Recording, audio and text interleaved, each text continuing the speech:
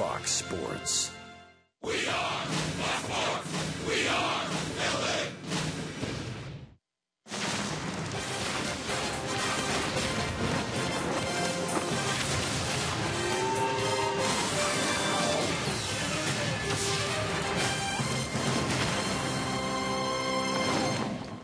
A pleasant afternoon from Oakland. We wish you all a very happy Father's Day, and glad you could join us for Angels baseball. The Halos and the Oakland Athletics will wrap up this three-game series today. It is the rubber game as we welcome you inside the O.Co Coliseum and back to Angels baseball here on Fox Sports West. Along with Mark Gubiza, I'm Victor Rojas. And while we've talked ad nauseum over the last couple of weeks about Mike Trout and Albert Pujols, we're going to give that a rest today. We're going to talk about the pitching matchup. Since Garrett Richards is on the mound, he's thrown the ball better of late. And Scott Kazmir's had a terrific run now in his second season with Oakland. Yeah, Victor, this should be a good pitching matchup. Take a look at our AT&T U-verse rewind. You mentioned Garrett Richards has been throwing the ball much better his last two starts. Had that tough start in New York, but rebounded very well.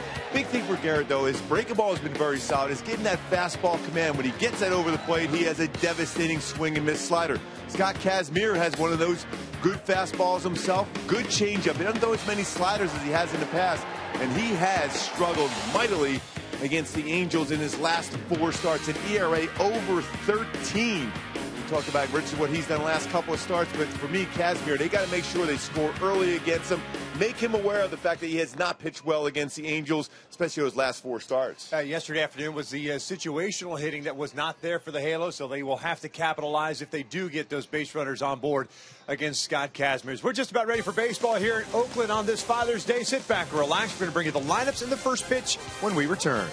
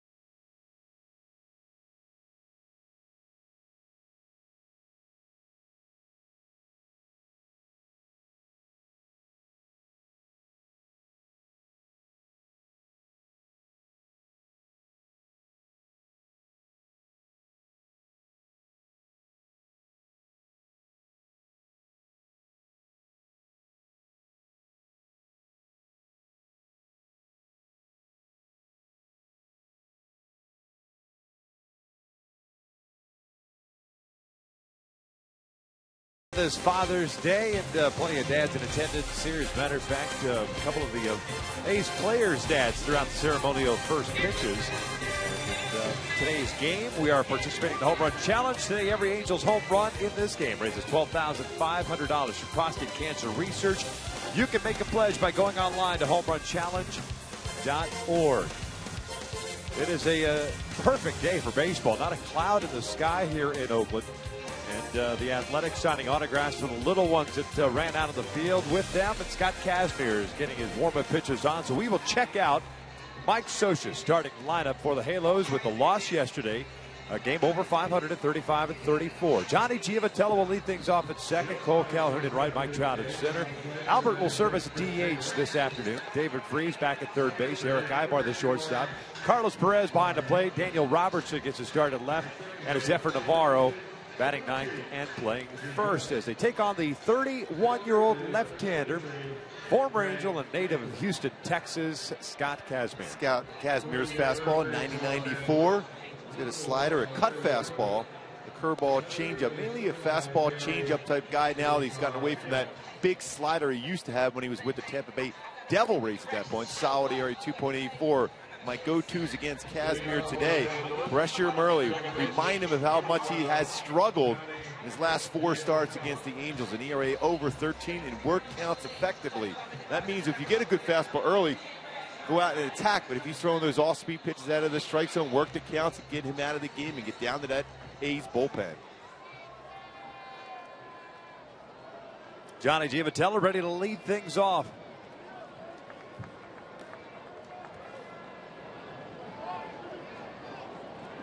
Hitting .282, 3 home runs and 25 runs batted in. Johnny yesterday a couple of hits, 2 for 4. Batted in the leadoff spot in Thursday's game against the Arizona Diamondbacks. It's a 7-1 win for the Halos. 1 ball, no strikes. And it is 2-0. Kazmir 3-4 with that 2.84 earned run average. Made 32 starts for the Athletics last season. And was very, very good. 15-game winner. 15-9 record and 3.55 ERA. But as Gooby pointed out in the open, he has struggled against the Angels of late as this has popped up. Playable for Stephen Vogt. Dealing with that sunshine. He'll put it away for the first out.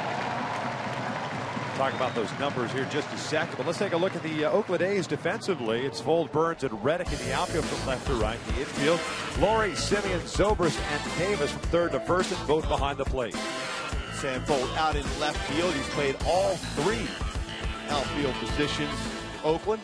Very solid as far as covering a lot of ground. 6 outfield assists for Sam Fold. Very acrobatic. He will dive and get that uni dirty for a fly ball, a line drive in that left field position.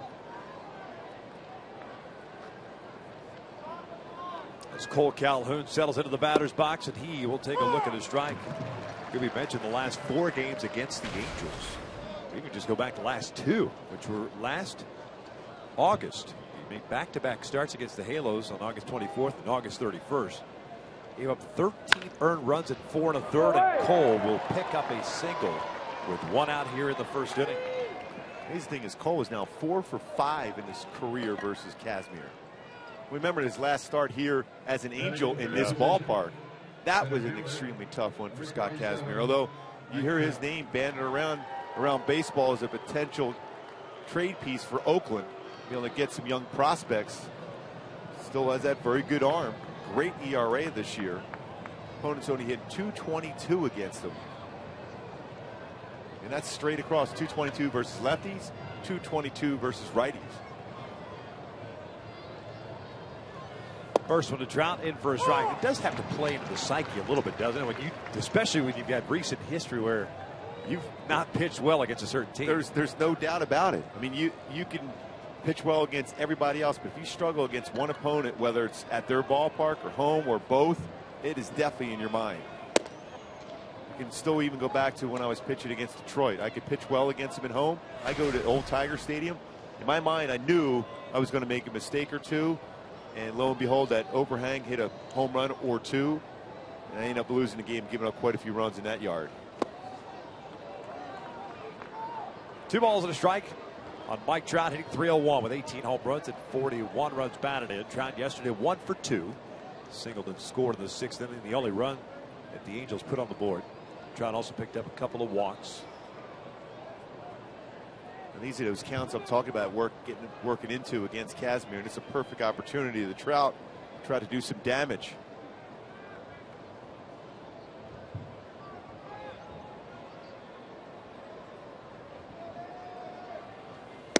Outside. 3 balls and 1 strike.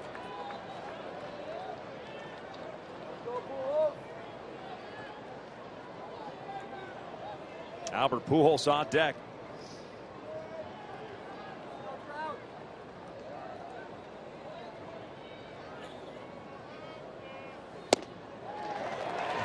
Full count.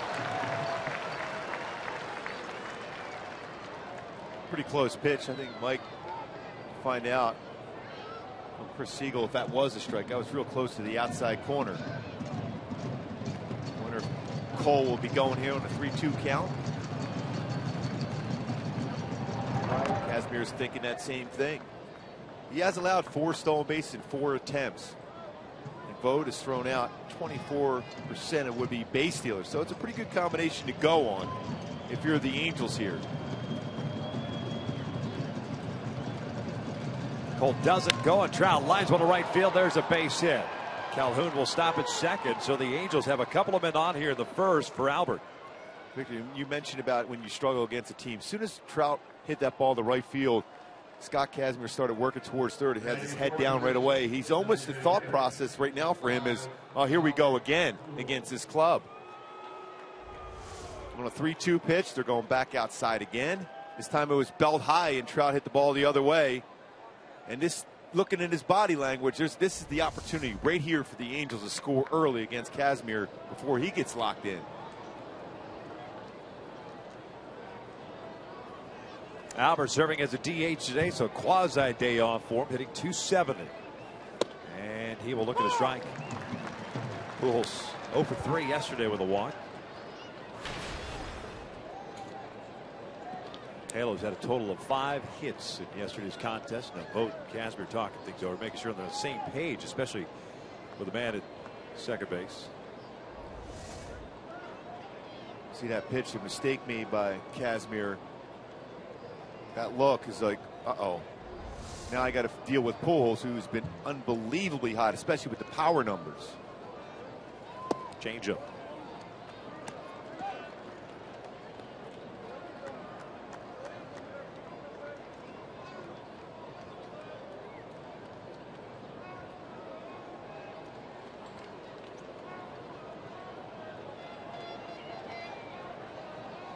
Two on and 1 out here in the first inning, just underway.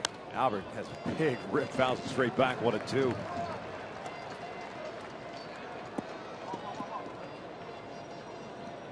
Boy, as a hitter, you look for one of those pitches you can do some damage. Now, you fouled it straight back on that fastball. You hope to get another one. Albert 1 for 7 in his career against Kazmir. Eric Ivar, terrific numbers. 6 for 8. Cole, you mentioned 4 for 5. Daniel Robertson, 3 for 5. 3's on deck. A couple conversations already between the two.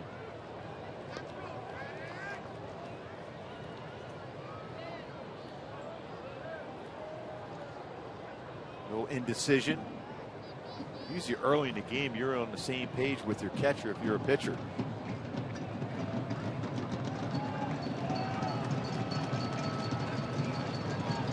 1-2 now. Breaking ball, and that's popped up behind the plate. Vogt will give it a look, but not a lot of room here, so it'll land in the seats. Settle in on an off-speed pitch, but again, that was upstairs.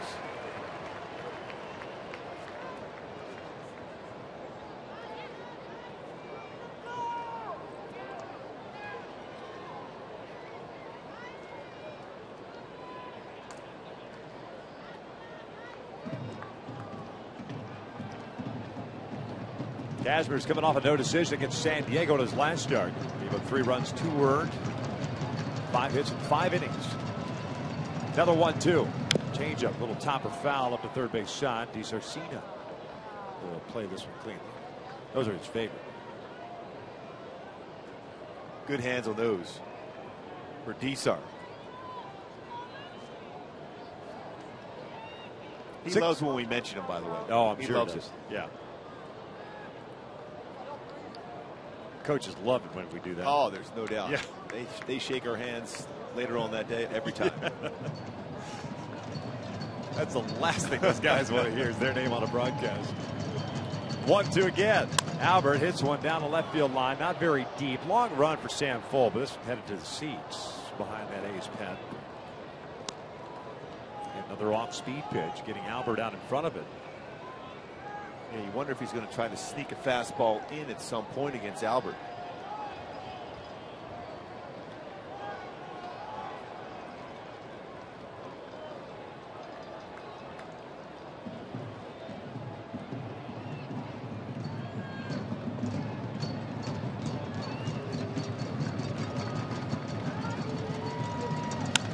Albert hits one out to center field. Chasing Burns back onto the warning track. He'll make the catch. Cole will tag and head to third. Trout will stay in first. Albert gave it a ride, but it stays in the ballpark, and it is out number 2. Well, you hit that one well. Biggest part of the yard here in Oakland. Up against the wall for Burns. He went fastball, tried to go in, but that's right down the heart of the plate. Now that great toe tap and balance he has now through the baseball, the timing. Maybe that 400-foot sign just in front of it.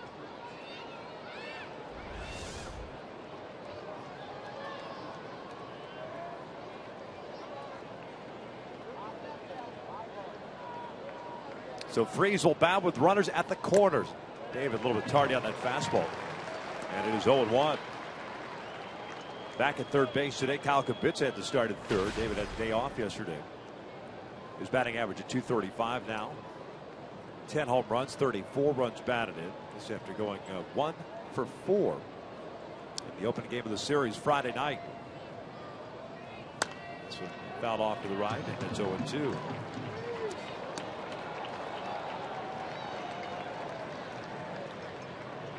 Couple big hacks early on in this at bat for Freeze against Kazmir. Now shorten up, make contact.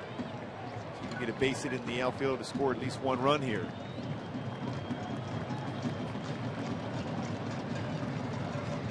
And he goes down swinging on a high fastball, and the Angels waste a golden opportunity as we head to the bottom of the first with no score.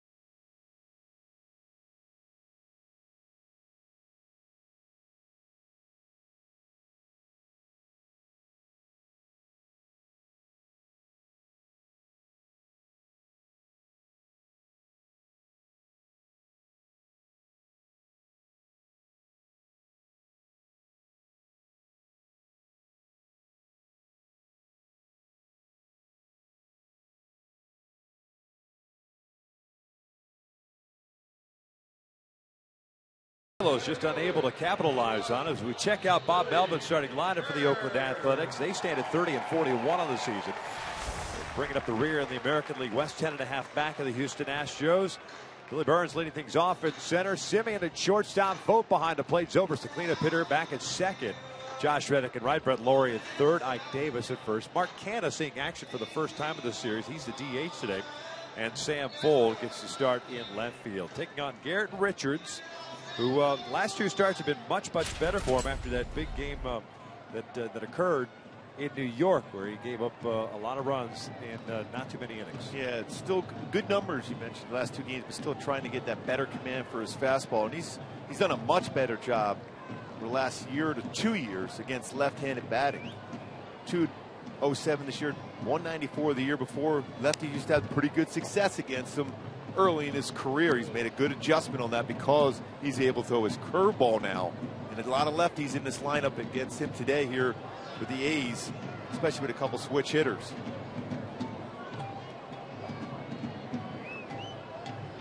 Burns being one of those switch hitters. He tries to shoot one to the left side of the infield. And it's no balls and 2 strikes. He's hitting .325 with a couple of home runs, 14 runs batted in. He of the 5 hits last 2 games. Really interesting to see where Eric Ibar set up at shortstop, playing shallow and towards the third base bag, along with David Freese in that position. We will flare out the shallow center field. Johnny Giavitello will put it away. And there's out number 1.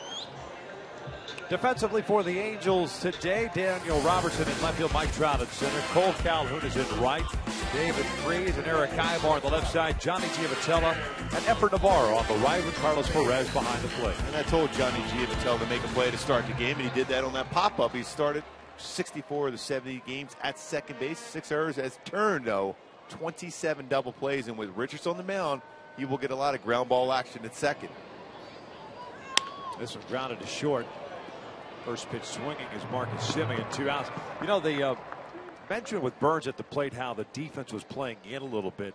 That's the one negative that could hurt you, because just on that little pop-up. I was just going to say that right before that pitch, and all of a sudden you've got to make sure that the outfield's covering in a little bit too because of those little pop-ups. Yeah, and there's nothing that frustrates you more when you're on that pitching mound, that you make a very good pitch and you look up and the guy's at first base with a really not a real good swing at the baseball either. Right. But credit Burns, he puts the ball in play. Yeah. Doesn't strike out. Makes the defender make a good play behind him. And that was a good play by Giavitello with that little flare out to the outfield. Now, I'm telling you, it looks a lot like Ichiro when he does that little, almost a run. And why not? If you've got the speed, as Vogt takes ball 1, you get the speed, especially from the left side of the plate, give yourself a little bit of a head start, if you will, as you're swinging the bat, just trying to put that ball in play. And you notice that even Richards threw him a curveball there. Weaver was successful his first couple at bats against him on changeups and curveballs because you've taken that element away from him. Fastball, he can go, start moving down the line, just make contact and run. It's more difficult to keep your bat long enough on a slow curveball or changeup. That's why Weaver's got great numbers in his career versus Ichiro, and not many people can say that. Richards promptly falls behind here. 3 balls and no strikes. Speaking of Weaver, he's been placed on the disabled list today. Left hip issue. I hope that it's not a prolonged situation for Weaver. The Angels recalled Alfredo Marte from AAA Salt Lake. More on Weaver in just a second. There's ball 4. So a 2-out walk to Stephen Vogt. Zobrist with that here. Well, the thing is, when you think about Weaver, the way he throws, and all the Angel fans have watched him over the years, whether at the Big A or on TV, you know what kind of torque he puts on that hip, throwing across his body that finishes off his throws. Always in good position when he throws the baseball, but a lot of pressure he puts on his hip.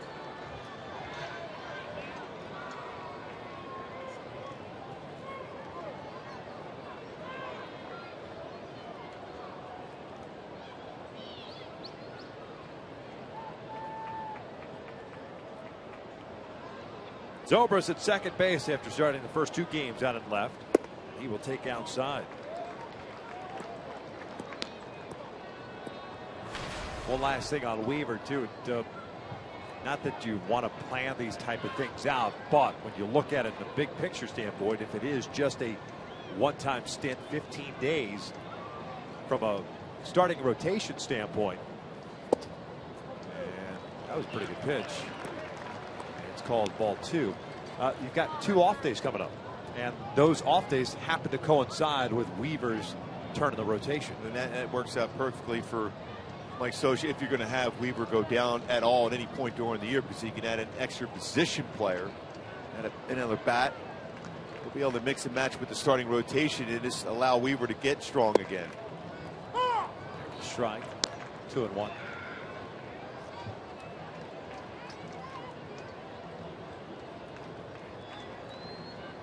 Zobrist hitting .242 with 4 home runs and 24 RBIs. 0 for 3 game yesterday.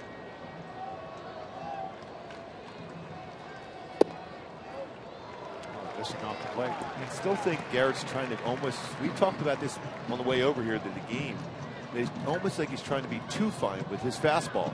You see that movement he has, but when you start it on a corner, it's not going to be easy for an umpire to call it a strike with that late movement, even though it might cross the front part of the plate.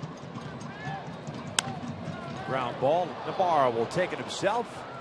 And the A's are done here in the first. Well, into the second inning, the Angels have Ibar, Perez, and Robertson coming up in a scoreless time.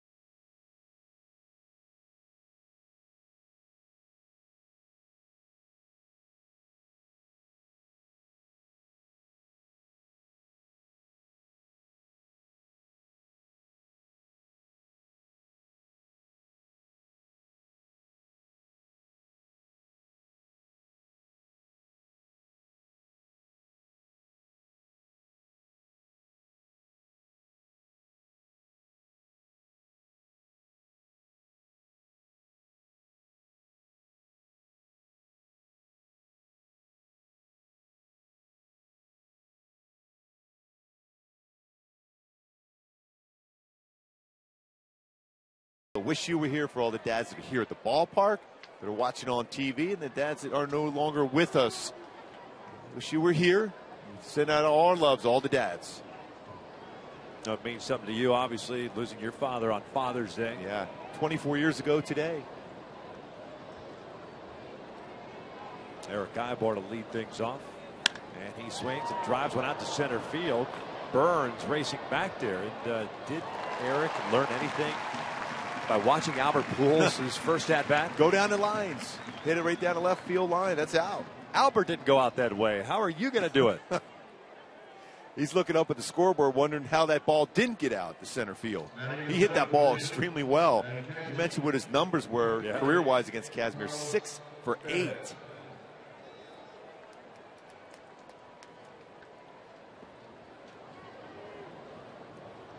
With the flags, 2 sets of flags, right and left, but you can't really go by those. The wind swirls here. As Carlos Perez looks at his strike.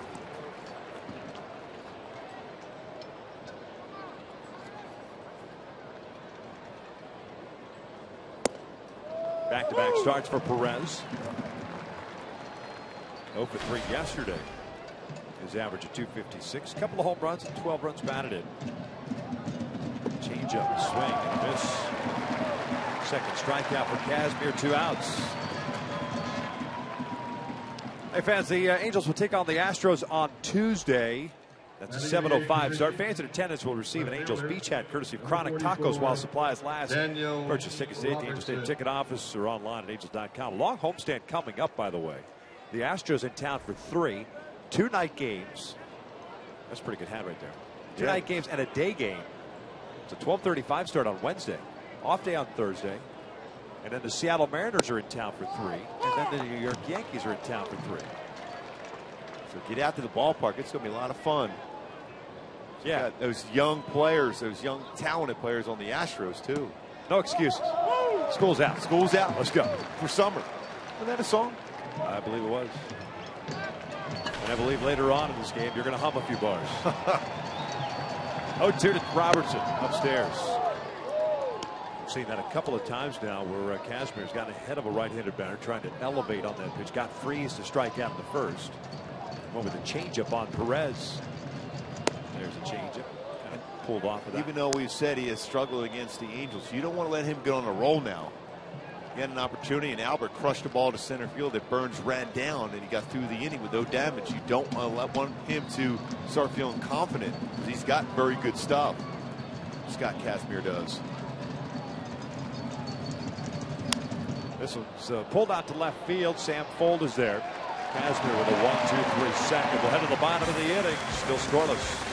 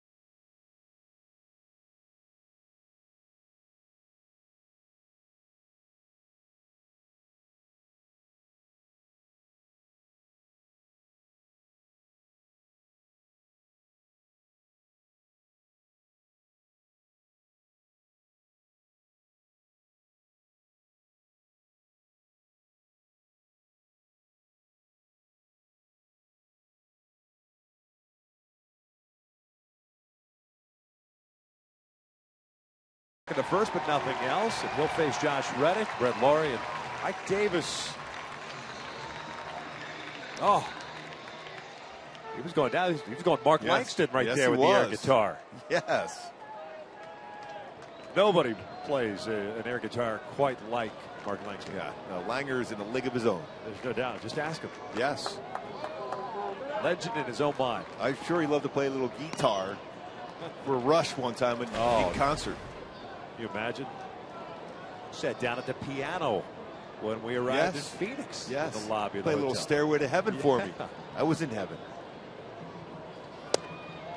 1 ball, 1 strike on Reddick, the right fielder, hitting .290. 10 home runs and 42 runs batted in.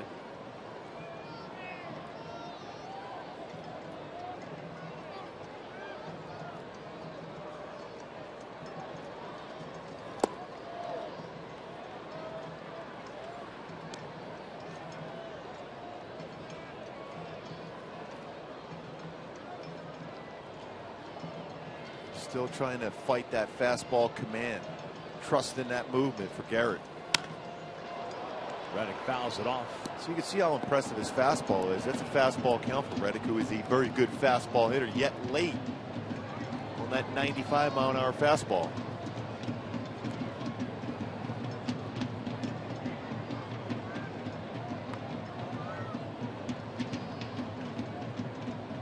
2-2 pitch down and in. Did he check his swing? He did. So it's a full count.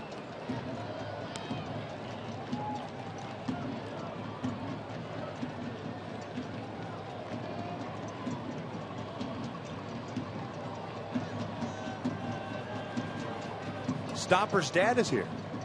Who knew? Yes. On Father's Day. Payoff pitch. Reddick is swinging a miss. Nasty breaking ball down and in. 1 down. Now today's cold hard facts are brought to you by Clean, Crisp, Coors Light. Mike Scioscia today. His 2500th game as a manager, all with the Angels. 30th manager to manage 2,500 games. Just the 8th ever to manage 2,500 games, and also 1,400 games as a player. So he won a World Championship as a player and managed the Angels to the World Championship in 2002. He is 29th all-time managerial wins with 1,366. Davey Johnson up next at 1,372. Some good names he's on that list with, including Dusty Baker, good friend of his, Lou Piniella, Joe Torre. This one line beyond the reach of Navarro toward the corner. Cole over to cut it off, will do so. Laurie made up his mind to go to second. He is in there easily with a one-out double. His 15th of the season. You notice that his batting average has been going up higher because he's starting to use the whole field. He used to be in a position where you thought he's trying to pull everything. Yep. So then you're susceptible to sliders and fastballs away, but when you stay back and let the baseball travel like he did, that's a pretty good pitch. A firm fastball. He hits over Navarro's head for a double. Down the right field line, 15 doubles on the season.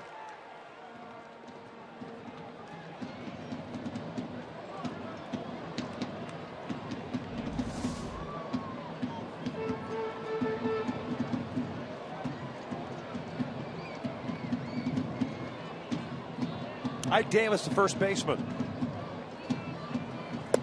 Cuts through the first one. Davis had an 0-for-3 game yesterday. 273 with a couple of home runs and 11 runs batted in.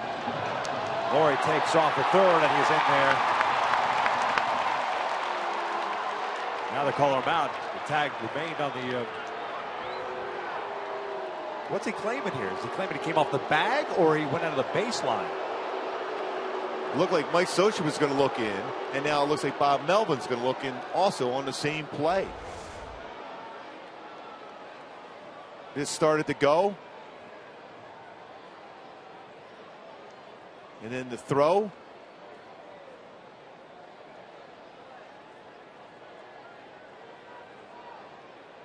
And right there, David Freese is pointing in. He said he went off the base, but I didn't see Freese continue to tag. Agreed. So he was initially safe, although Freese thought he got him there. The glove is off. He's not re-tagging him. Again, it was just an odd call by Greg Gibson. He's off the base right there. Now, if he tags him, then he would have been out, but he didn't reapply the tag. Yeah. Now, this is one of those ones where Melvin's going to challenge about the call going off the base, and Mike Scioscia might re-challenge him that he might have got him before he got to the base. Correct. So that's why Scioscia's getting an explanation here. Why is he challenging? And you can almost read his lip. Okay, well then we're going to challenge him potentially if you say the tag was not reapplied. Now, if he called him out right away, it's a good chance he'll be out. Correct. But if the call is he went off the base and reapplied the tag, that could be overturned. It's not a bad play by Brett Laurie's point of view. Just because you're in the overshift, the infield had shifted over. David Freese was over between the shortstop and third base hole, and so he took a chance there. He did clearly come off the bag, but I never saw Freese, like you said, apply or reapply the tag. Yeah. Now, pretty tough to see at certain angles if he did get the tag down right away.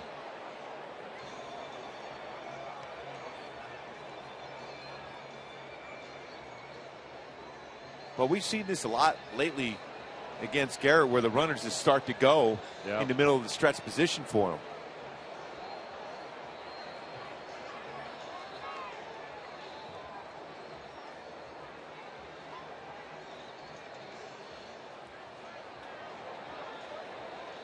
Greg Gibson initially calls him safe and then calls him out.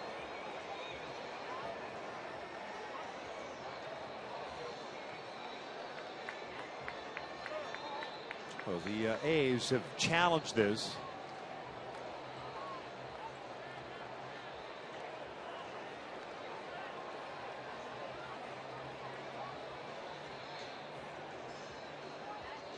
Again, we've seen a number of teams of late that start to go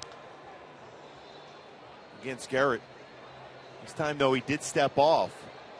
And that's the important thing. You have to step off before throwing over towards third base there. Especially when he hadn't even brought the glove into the baseball into his glove.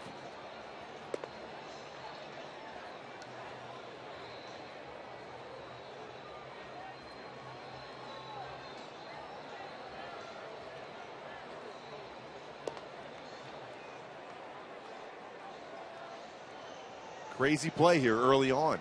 It's going to be a tough call. But Greg Gibson is making that motion as if he came off the base.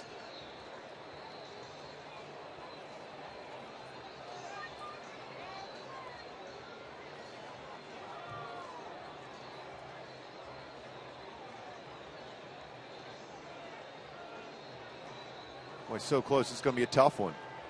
Judging by the time it's taken him for the umpires to make that decision from back in New York to back here to Oakland. It's not easy. I mean, I'm looking at the rules here, just by the definition of a tag. It's the action of a fielder in touching a base with his body while holding the ball securely and firmly in his hand or glove, or touching a runner with the ball or with his hand or glove holding the ball while holding the ball securely and firmly in the hand or glove. So it's not as if you have the ball securely in the glove and tag him with your elbow on, another part of your body. It's got to be with the glove and the ball, or with the baseball itself. Yes, that's all. That's what I always remembered it as. So to me, if that's the case, I didn't see a reapplying of he was on him, but I didn't see the glove touch the body again.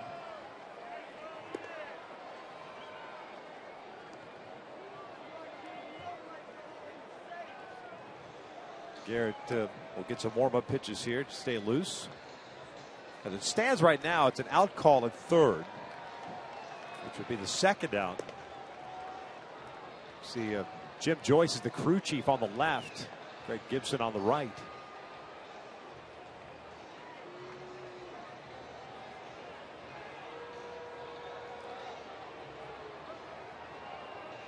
I'm wondering if they can go ahead and, if Socha spilled out the situation, if this is one thing, can you go ahead and challenge that? If they do that all in one fell swoop, or would they get back on a headset? It could be.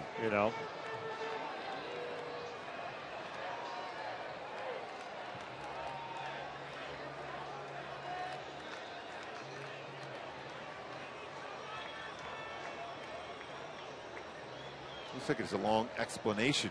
You might hear a long explanation. He is out. Wow. I'd be curious. So we'll get the email here in a second, and we'll see what they say. Because maybe Melvin was challenging something else too. We're not quite sure. But Gibson called him safe initially, and then called him out because he came off the bag.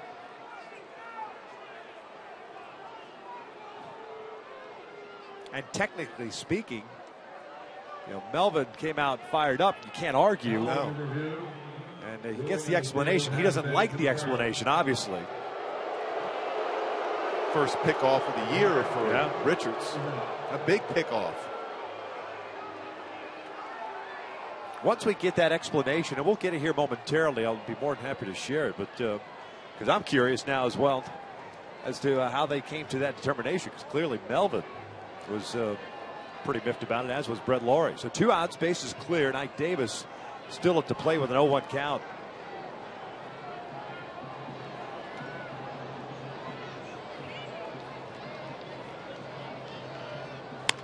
ground ball to second. That was a quick out there. Yeah. And a little quicker than the last out.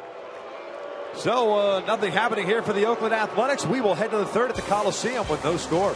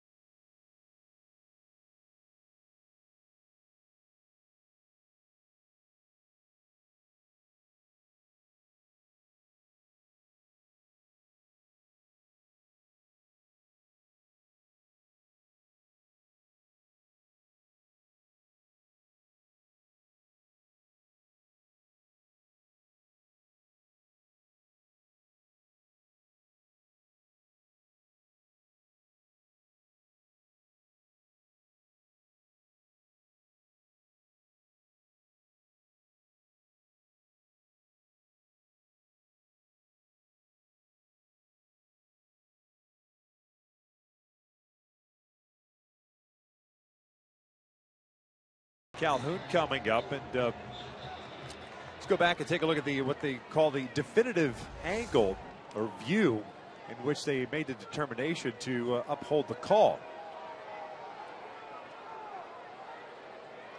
You know, it all depends on, again, and this is something that needs to be worked out with Major League Baseball and with the TV trucks at each of the ballparks. We don't have an understanding of what it is they're exactly challenging.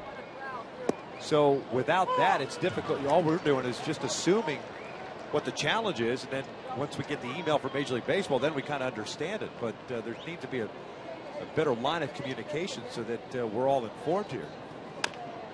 Bouncer back to the mound. Kashmir will throw out the bar. My point being is that angle, that definitive, that's coming from Major League Baseball. That kind of appears as if Freese did touch the shoulder of Laurie before the hand touched the bag, but that didn't seem. Greg Gibson had already called him safe. Yeah.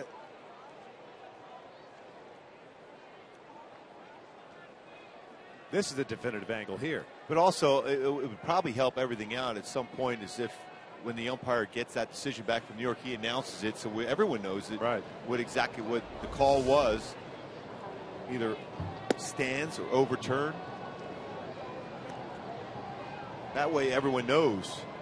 Then you have an idea what they were actually challenging. Some of the things. That's one of those plays. There was a whole different variety of challenges potentially in that one play.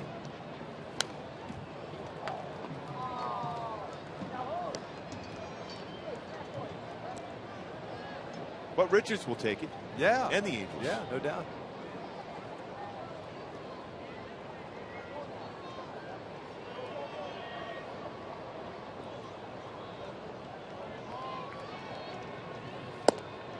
So that's not really a wrong decision by Brett Laurie, really, because they're looking at tape of what they've seen lately with Garrett when he gets into stretch position. He holds the baseball a long time, and guys have been going right away, even before he even delivers the baseball. So he was taking that shot to get into third base.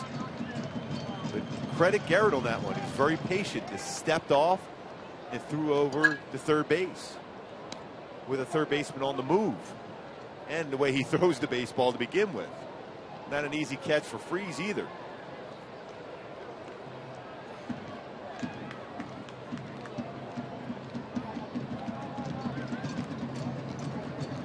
Two balls and two strikes on Giavotella. He pulls this one to third. 2 outs.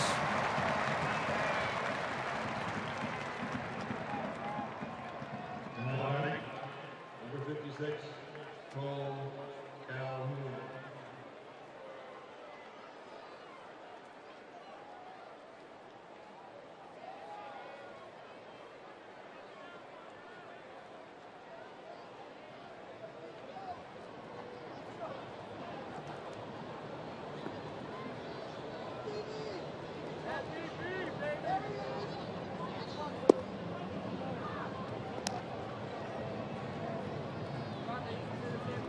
Kazmir, by the way, since giving up the single to Trout, has retired 7 straight. Angels had a perfect opportunity, first and second, and 1 out in the first inning, and didn't get past first and third. And with each pitch, he's starting to look more confident. Cole 1 for 1 with a single.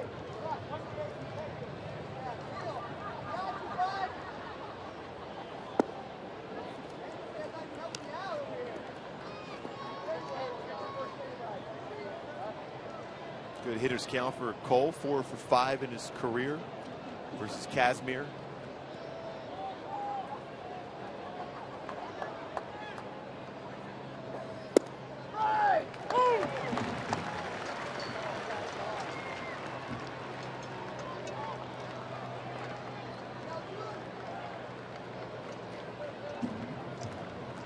Trout on deck. No score here in the third inning. Kazmir with a couple of strikeouts. Fouled off. Cal remains at 2-2.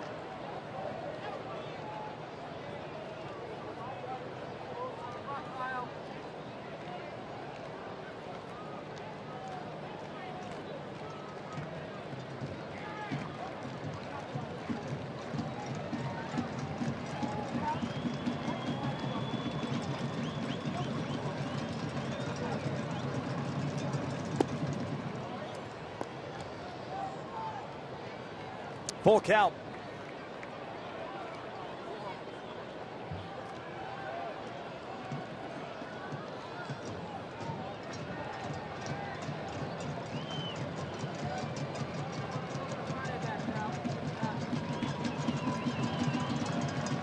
Cole fouls it off. High fastball. Go back and take a look at that play because getting a better understanding. This is the definitive look here.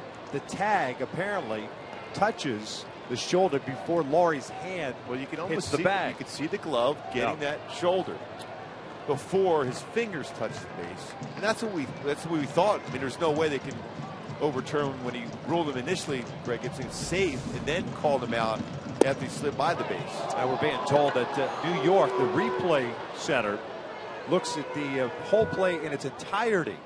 So Melvin may be challenging that Freese didn't reapply a tag after he came off the bag.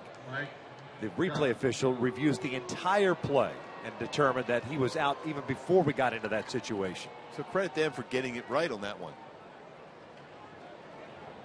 And also, Mike Scioscia made sure he went out there to stress that point also. Right. He thought, according to his people in the dugout, Dino Evil checking into that the tag was applied before he even got to the base.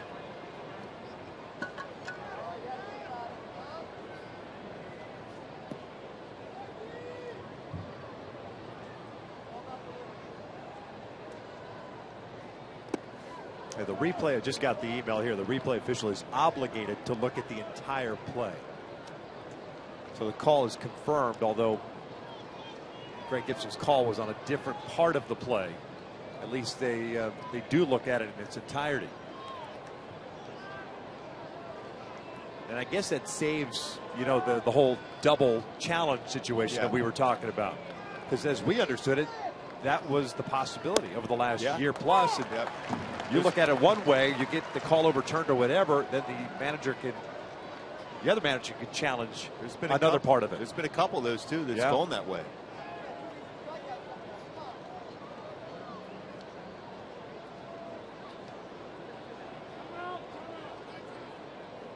And I think that's all fans want, is just a better understanding of what it is and how they're making those decisions in New York.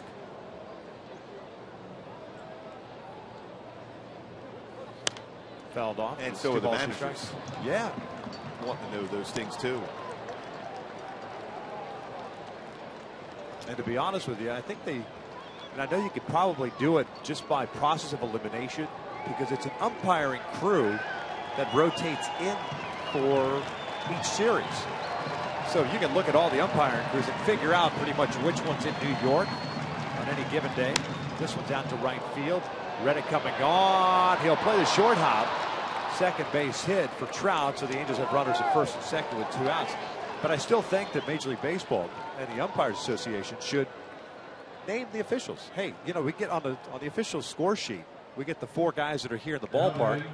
Put the 4 guys that are, or whatever the crew is, that's in New York, just so we have, you know, determination. Yeah, and put the replay official on the notice when they do make a change. And I think there's been enough conversation about that. I think, Victor, that might indeed happen.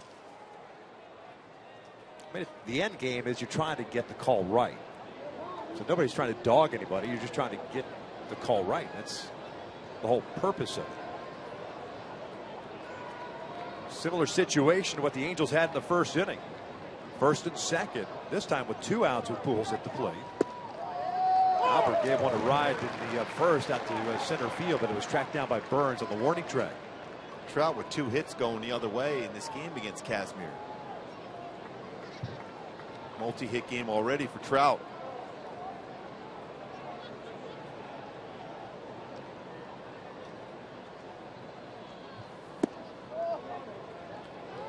One ball, 1 strike.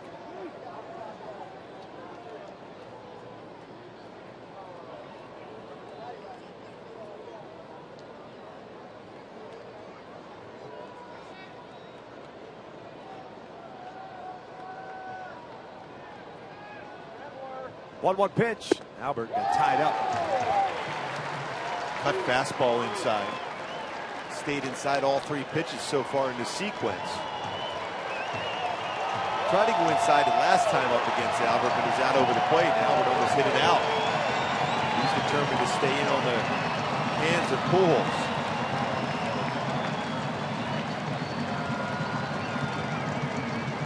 Off speed, punched out to right field. Reddick is there. And for the second time in this game, the Angels with a couple of men on. We'll head to the bottom of the 3rd with no score.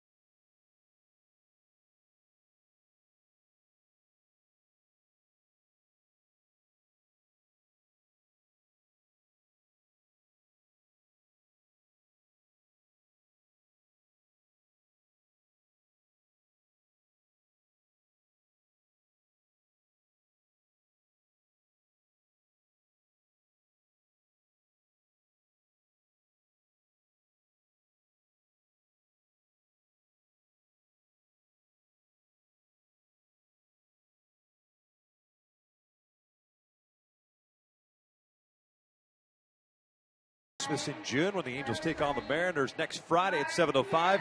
Fans in attendance will receive an Angels ornament courtesy of Sungevity. Get your tickets today at the stadium box office, or you can do so online. You can't wait for that one. I know you're looking forward to it. I can't wait. Already preparing. Yep. Physically and mentally preparing. So looking forward to seeing you in your Cousin Eddie outfit. Oh. It's going to be a good look. Oh, there's no question. Hope you're enjoying your Father's Day. The three field umpires are talking things over right now behind the mound, and they've been there the entire break. It's Marvin Hudson, Jim Joyce, and Greg Gibson, the three veteran umpires. Chris Siegel, fairly new, but he's the home plate umpire, so I'm kind of curious as to what the conversation is. Jim Joyce is the crew chief. I think Jim's explaining the whole scenario, what he talked about with the guys back in New York, just to make sure everyone's on the same page also.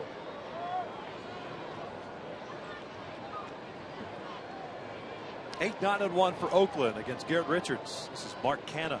He's the DH today. First action for him in this series. Rule 5 selection. 247, 8 home runs and 26 RBIs. We've usually seen him out in left field. Got some pop in that bat. Fouls that one back. Big swing. He's on that fastball. Pretty good fastball, too. Now, what we've seen from Canha lately, behind in the count, he just tries to flick that ball in the right field, especially if you throw a fastball away. Slide in the dirt, more difficult for him to be able to do so.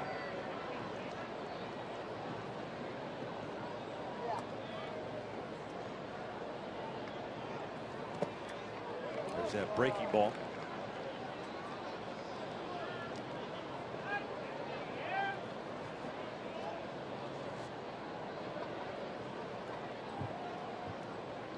One ball, 2 strikes.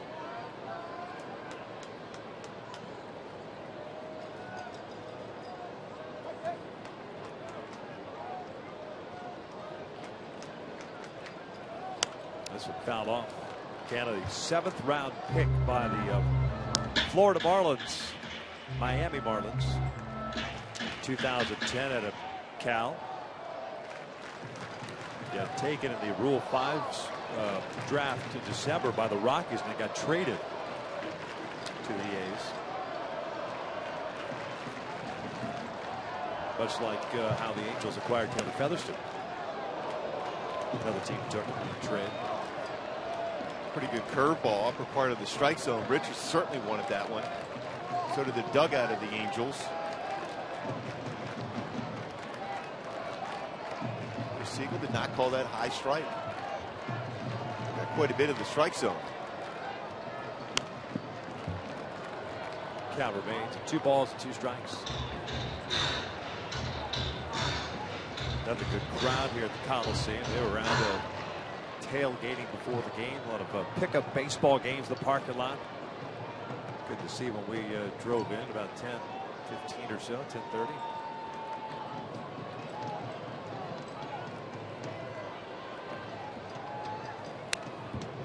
Again, on that fastball, it's still a 2-2.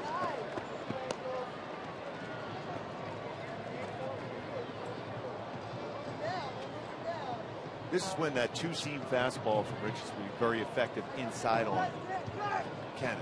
He's looking away, fastball slider away. So he's kind of diving out over the plate. You can tie him up with a fastball in. Looks like what Carlos wants to do is go in. Well, there it is. David Freese has it.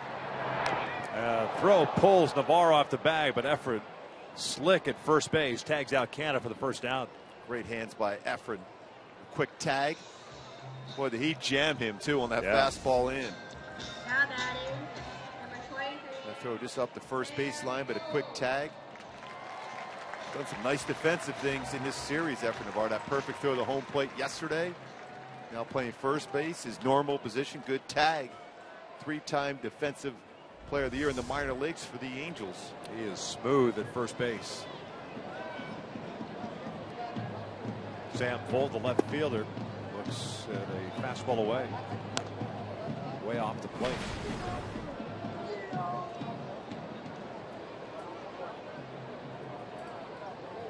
.209 batting average for Sam Vold. Good speed.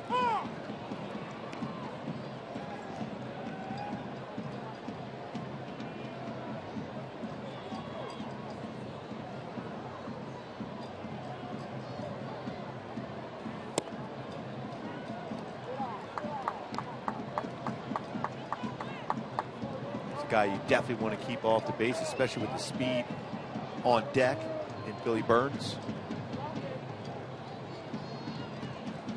Just pulled down the line. It's a fair ball. Got a fastball. And he'll pick up an extra base hit. 2 hits allowed by Richards, both doubles. The A's are a man in scoring position with 1 out for Burns. Both the right field, the doubles. Brett Laurie doubled the right field. Now Sam Fold. Ball was belt high. That's why he was able to get that fastball, even though it was firm from Richards. Behind in the count, force upper part of the strike zone. And Garrett has wipeout stuff as far as his fastball and slider, but he is so much more effective when his fastball and slider are downstairs as compared to the belt or above.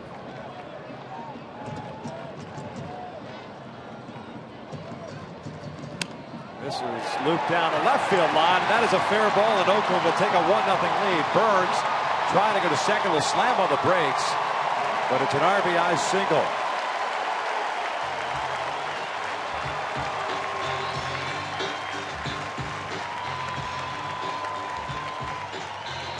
That's played very well by Daniel Robertson to be able to prevent Burns from getting a double.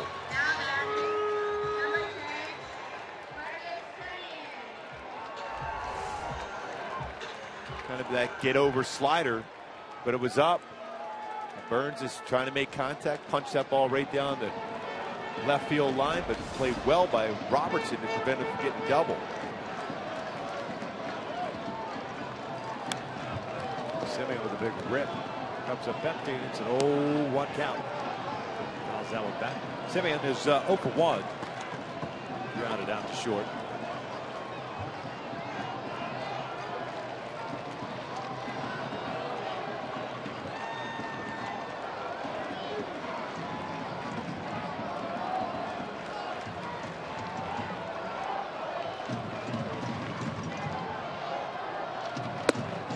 Check swing, and he went around.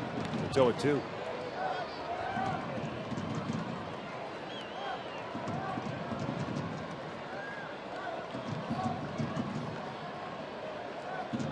Simeon and Mark Canha teammates at count. Marcus grew up in Berkeley.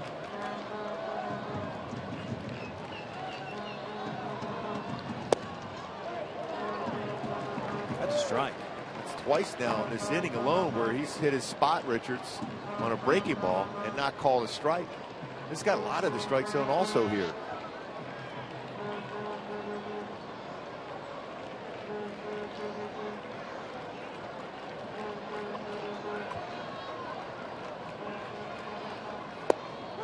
There's a called strike 3.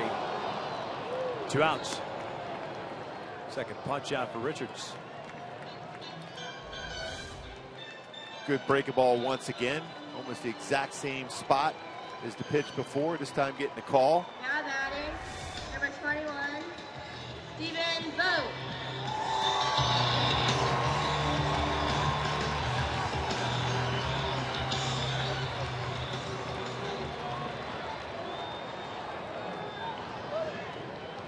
Stephen Vogt worked a walk in the first, the only base on balls issued, I should say, by Richards.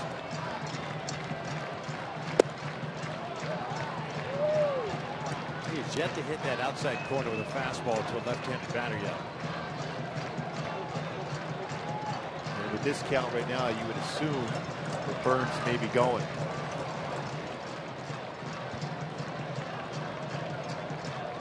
One nothing Oakland here in the third. Again, 2-0. And with that movement, it's very difficult for an umpire to call that fastball strike when it's starting on the corner and it moves off because of that great movement that he has on his fastball.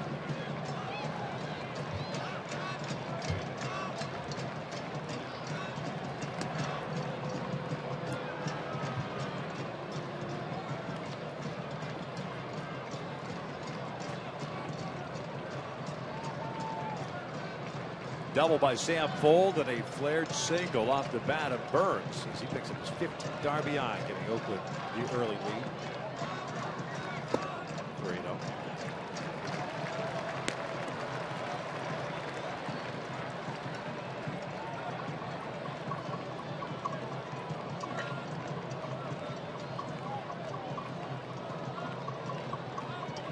Socia making sure that Carlos Perez is aware that Steve Vogt will be potentially hacking here on a 3-0 pitch on a fastball. Stone groove one down the middle of the plate.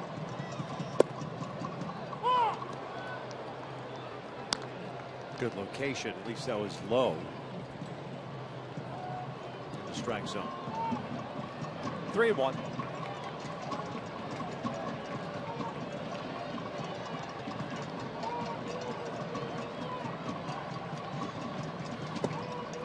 Now we've got the corner.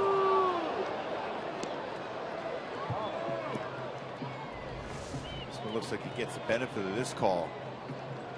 Again, Carlos does a great job of just keeping that glove exactly where he wanted the pitch, even if it's maybe a half a baseball off the corner, gives the illusion to the umpire that it's on the corner. Yeah. Burns is going to take off anyway from first, so Navarro plays behind him with a lefty at the plate. 3-2. This is ground to second.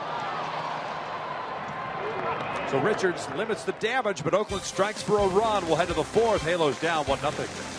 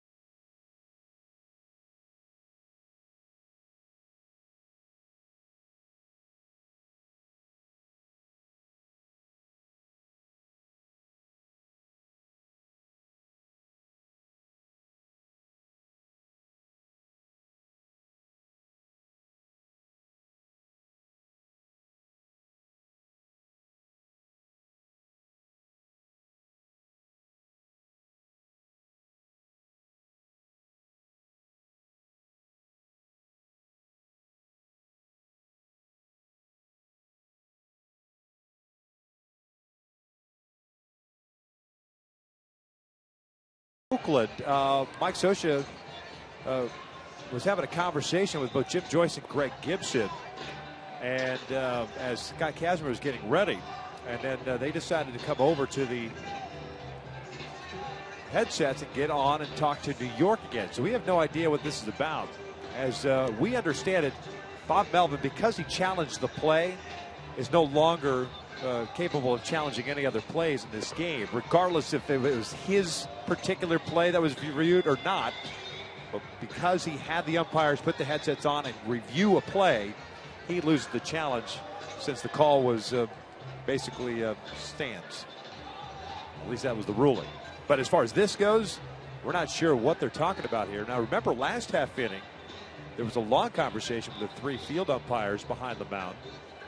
This is when you would love that opportunity to be able to hear what they're talking about. Absolutely. And explain it to everyone, not only to us, we can explain to our viewers, but the people here at the stadium also.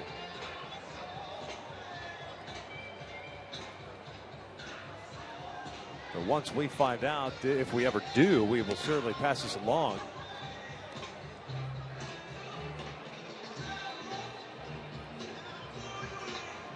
Socia went out there and asked Jim Joyce a question, and it was specific to what?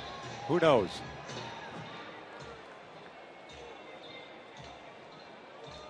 This is earlier.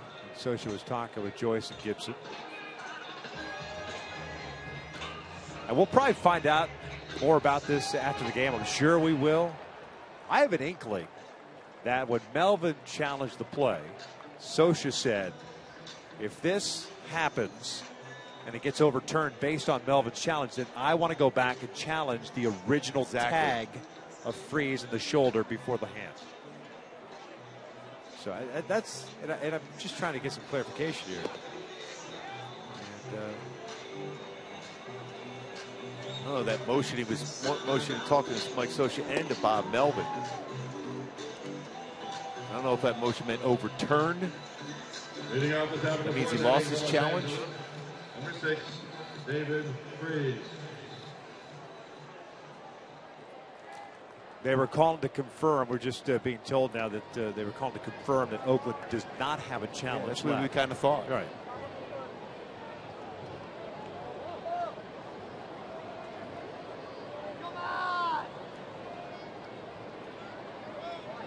So we got that straightened out now?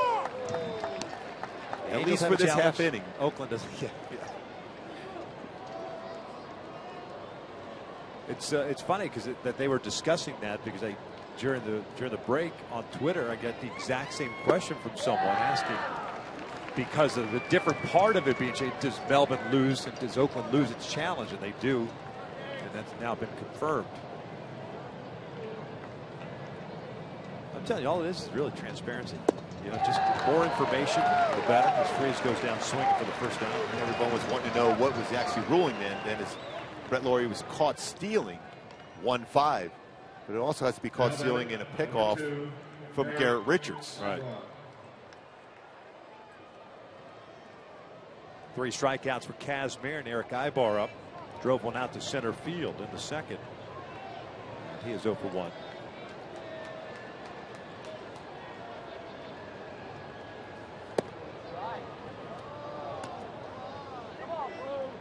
Halos have had their opportunities twice, as a matter of fact. The same type of situations, first and third. A couple of men on base. This one foul back. Halos yesterday were 1 for 4 with men in scoring position. They're 0 for 3 so far today.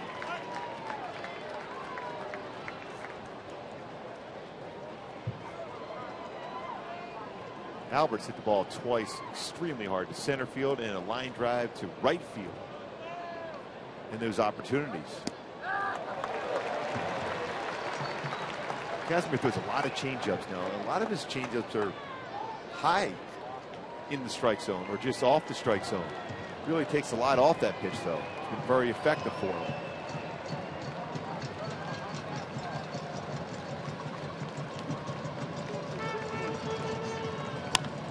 This is a single into center. A 1-out knock puts Ibar on board for Carlos Perez. And now it's time for our T-Mobile game changer. Now batting. Speaking of father-sons, on Father's Day, father-son duos who both played for the Angels. Ruben Mario Sr. and Jr. played for the Angels. Chris and C.J. Crone, Jerry and Jeff Devannon, Bob and Darren Oliver.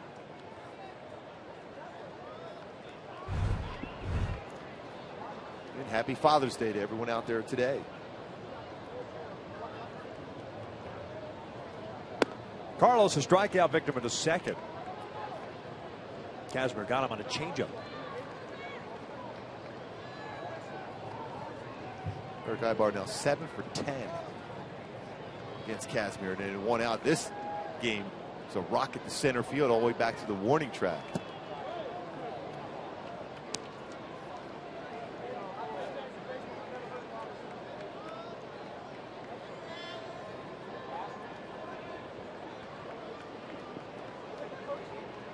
Third start for Carlos on this road trip. This one's down the line but out of play. Incoming.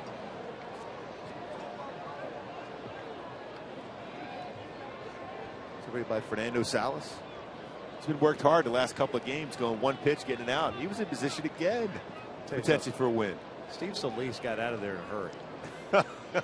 Angels bullpen coach. I'd have to give him a little grief. Oh. And, again, we never like to mention our coaches during the broadcast if we can avoid it. No, Soli may have pulled a hamstring getting out of that ball. Number 61, sitting out the sunshine there. 2-2. This is Lifted on the third base side, foul territory. Simeon and Laurie, and Brett Laurie again makes a terrific catch on the mound. Ibar trying to go to second. He will get there. Nice play by Brett Laurie. Nobody was at third base initially. You know, when Eric Ibar eventually made his way, but Brett Laurie's made two great catches on pop-ups dealing with the pitching mound. Running, trying to shade his eyes from the sun, and then boom, hits his knees. That's twice in this series, and held on to the baseball. Great play by Brett Laurie again. Yeah, I mean, it's a moot point now, but if the Houston Astros were keeping Tal's Hill, Brett Laurie would be a great center fielder out there. Yeah, because he has no problem with that mound. He just keeps running, even falling straight down. He did that the other night. He's a hockey player. Yeah. Good old upslope. Man in scoring position. 2 outs here for Daniel Robertson. Change up for a strike. Robertson did a fly ball to left to end the second. Getting the start in left field today.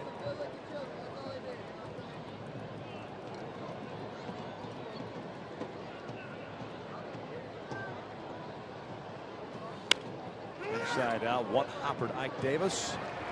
And the Angels are now 0 for 4 with men in scoring position. Well, to the bottom of the 4th inning, 1-0 Oakland.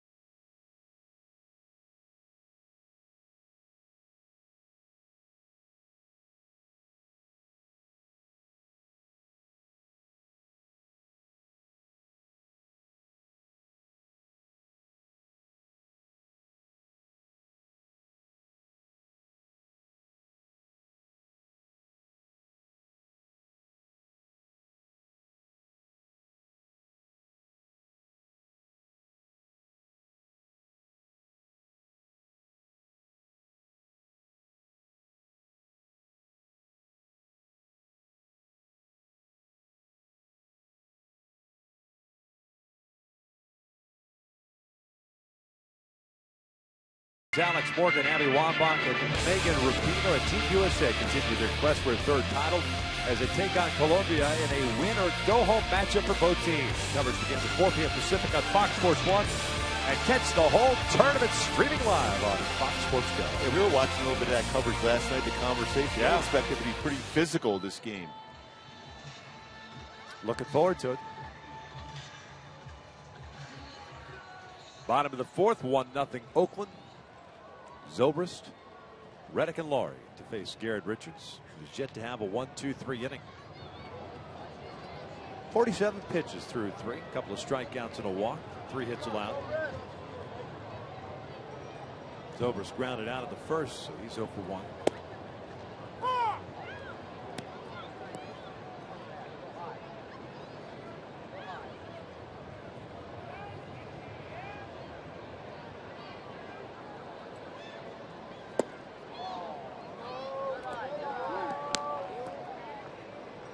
Pretty good feel for his curveball today. Again, that's getting that lower part of the strike zone. Hasn't got that call on his curveball yet in this game by Chris Siegel. This is line toward short. Ibar has it. 1 out. That was a rocket. Need to stay back on that baseball well. A fastball. Now batting right fielder. This one's due. Josh Reddick. Well, now nobody on, and Reddick at the plate, a strikeout victim in the second.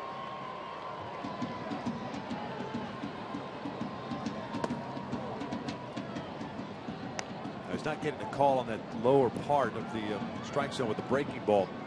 You got to throw a breaking ball. What can you do to kind of get around that issue? Well, one thing you will get is more swings if you throw in your fastball in that lower part of the strike zone for a strike. And then you'll start getting the hitters to swing at it, and then at times you'll start getting the umpire to go with you also and call what should be called a strike. So when you're downstairs like that with a fastball, especially because his slider's 87, 88, his fastball is 94, 95, you're more apt as a hitter to swing at that hard slider down, even if it's not in the strike zone.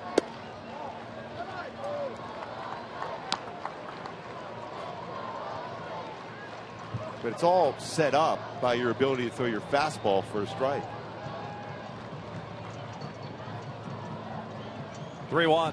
Reddick chases that one and bounce foul. Full count. With Laurie on deck. Last thing you want is to get frustrated. I know it's hard. It's easier said than done, especially from up here. But kind of have to go with what the umpires call on that day. It's unfortunate. That's the way it is sometimes. Umpires are. This is looped out to left center field. It's a base hit. Robertson over to cut it off. Does so. Reddick thought about going to second. Slams on the brakes. Much like hitters yesterday had to make the adjustment that Greg gives, especially righty hitters on that pitch being called a strike. Exactly. And you know that as a pitcher what the umpires' tendencies are. You know what the hitters are trying to do against. You also know umpires, but though probably don't necessarily have a book on Chris Siegel, hasn't been around a whole lot. But you do know what umpire calls the inside part of the plate, the outside, up in the strike zone, lower part of the strike zone. And you have to make adjustments. This is the way it is. But you'll get more swings if you're Garrett, if you throw more consistent strikes with your fastball downstairs.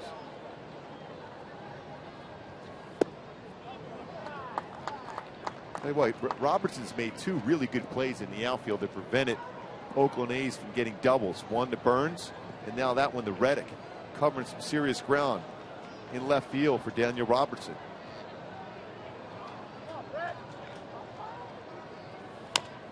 This is a chopper towards short.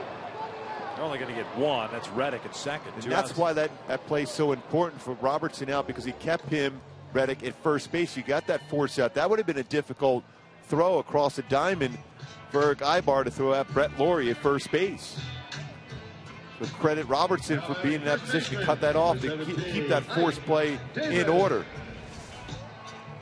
See, this baseball off the bat, you think maybe an opportunity for Reddick, who has good speed, to get a double, but quickly cut it off and got it in to Giavotella right on the base as quick as he could.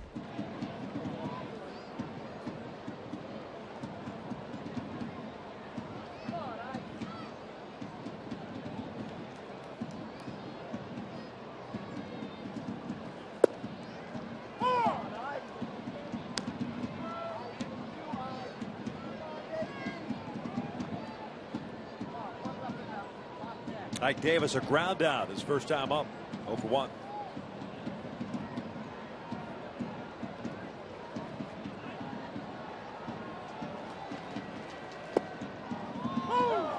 That one missed off the plate, but called a strike by Siegel. Davis didn't like the call.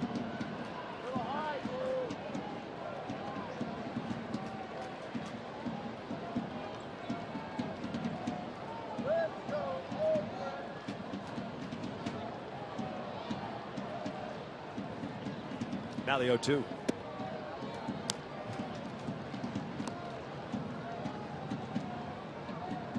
The Angels in the fifth have 9-1-2 due up. Navarro, Giavotella, and Calhoun. He's got Kazmir has 3 strikeouts, 1 walk. He's allowed 4 hits.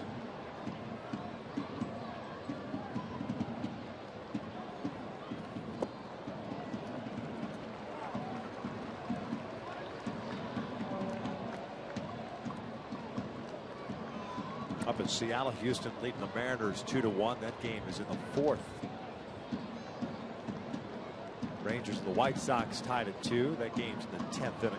Well, the Rangers have played a lot of extra inning games of late. Low scoring games for the Rangers. Full count. Boston ends up throttling Kansas City 13-2. I see that too often against Kansas City. Yeah, their starting rotation not as strong this year. Obviously James Shields in San Diego, but a number of their pitchers hurt. Vargas, Ventura. Joe Blanton picked up victory in the starting rotation the other day for the Royals. Former Angel.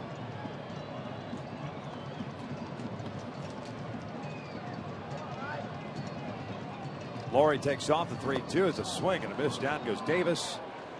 And the 4th is in the books. We head to the 5th inning. The Angels down to 1-0.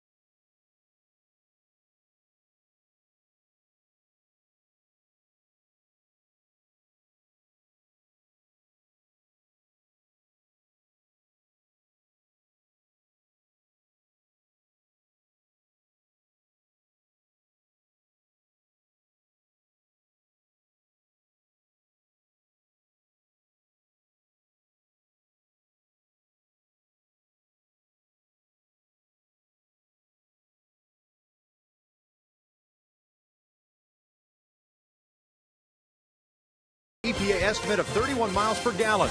Visit Jeep.com for more information. By AT&T Uverse, more live channels on the go than cable. And by Subaru. Test drive the all-new 2015 Subaru Forester or go to Subaru.com to learn more. Top of the 5th, it is 1-0 Oakland. This Father's Day. Hope you're enjoying your afternoon. Thank you for joining us. The Angels can figure out Scott Kazmir here. He's got himself in a little trouble a couple of times, but he's been able to wiggle out of it. And for Navarro's 0 for 1 as he hit one back to the mound. His first at bat after batting 9th today and playing first base.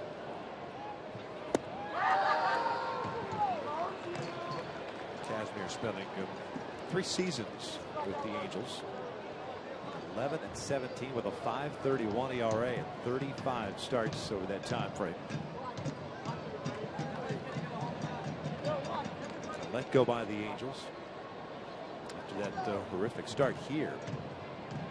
That this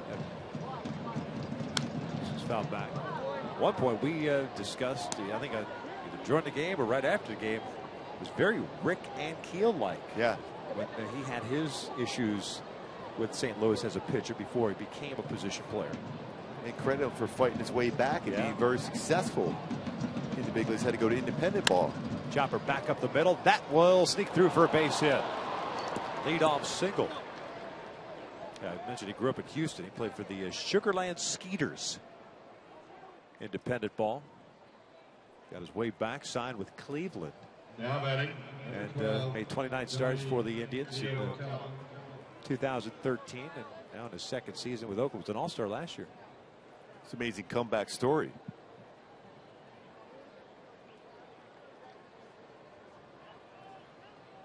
Very good season last year. You mentioned a 15-game winner, very good ERA.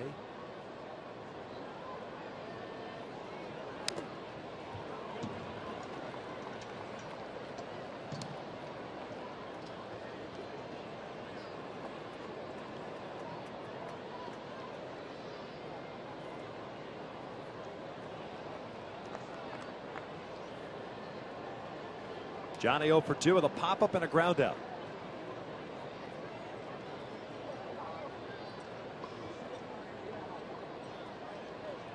Changeup.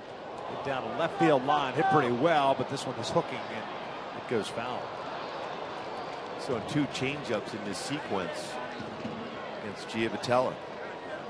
Casimir fortunate enough he's not behind in this game. It's a high changeup. Just pulled it just foul.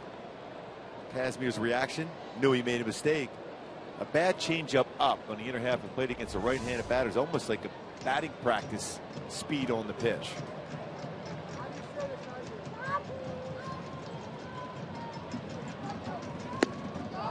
Fastball away, and it's 1 ball, 2 strikes. Boy, a lot of changeups, Victor. Sorry.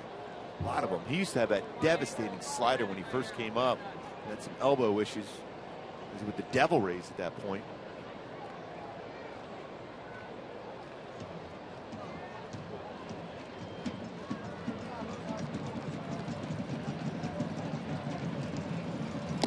Foul tipped, and down goes Giavotella for the first down.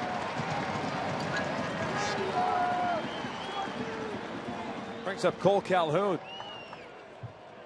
Join us for movie night at the Big A after the Angels take on the Mariners next Saturday. Remember, that's a 4:15 start. After the game, fans will be allowed on the outfield grass to watch our featured presentation of Finding Nemo. For more info to purchase tickets, just go to angels.com/promotions. Should be a lot of fun at the ballpark. Yeah.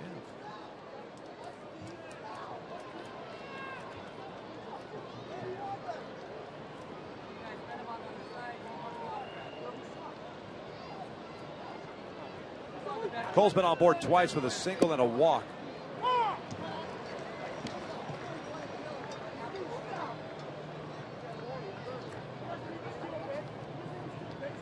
Casimir originally a first-round pick, 15th overall in 0-2 by the Mets. And in Mets fashion, they ended up trading him to the Rays. Essentially, it was for Victor Zambrano. That didn't work out so well. No. I think the Rays won that deal. Just slightly. Yeah.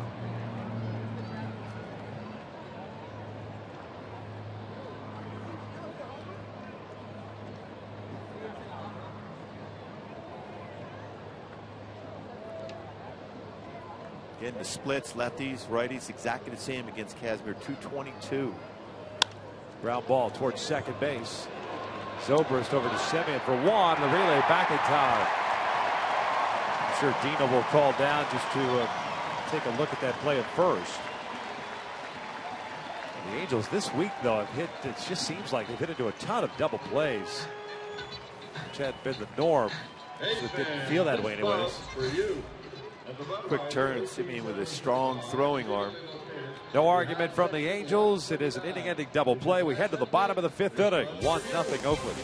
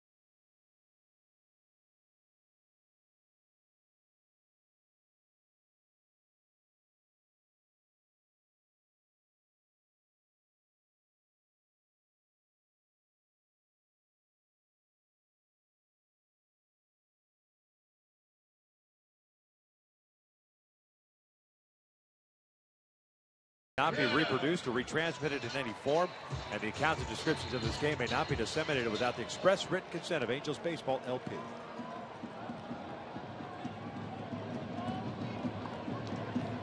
Eight, 9, and 1 for the Athletics here in the fifth. Canna, Fold, and Burns. Wow, not many baseballs make their way up around this area. They've been over by Cherry Smith and Mark Langston again.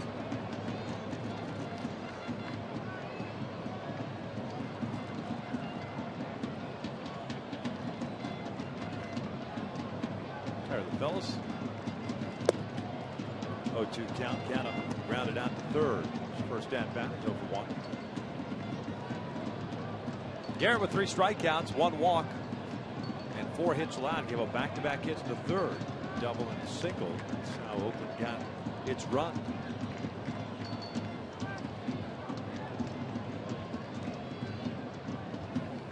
This one out to right. Oh, that's some carry. Canna's got some strength. That was a top half swing. And that's on an 0-2 pitch. So you're up there to try to protect. 1 out, and they'll bring up Sam Fold. Now batting, left fielder, number 23, Sam Fold. Keep an eye on a potential bunt here by Fold, either bring it down the first base line or try to push down the third base line.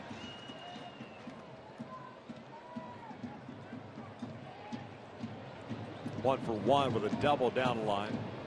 9th of the year. Takes low. Game number 70 for the Angels. 19-15 at home, 16-19 out on the road. Come on, move that high.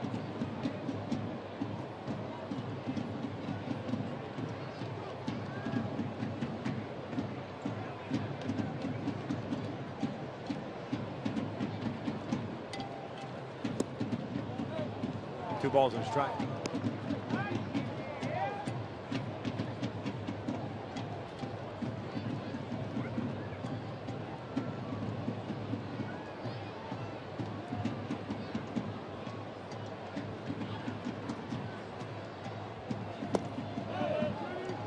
Did not go. 3-1 count. Top of the order, Burns on deck. Simeon if we get that far.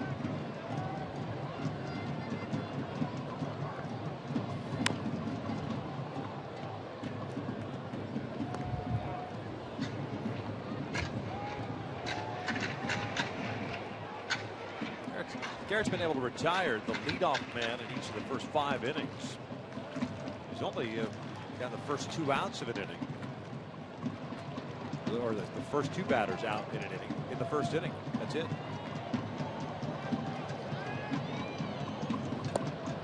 There's a walk. And now it's time for Tools of the Trade, brought to you by Ram Truck. Let's go back to yesterday. Max Scherzer trying for a perfecto, although he hit a batter on a 2-2 pitch. Fastball to Harrison, fly ball to Taylor, runs it down. No hitter yesterday for Max Scherzer. Last 2 games, Max Scherzer has more hits himself than his opponents have against him. He's allowed 1 hit in his last 2 starts, covered 18 innings. He has 2 hits during that stretch. That's how good he's been. Historic numbers for Max Scherzer, whose next start will be against the Philadelphia Phillies. Just saying. Burns looks at his strike. I'm sure the Phillies are thrilled about that. Maybe it'll rain. Push it back.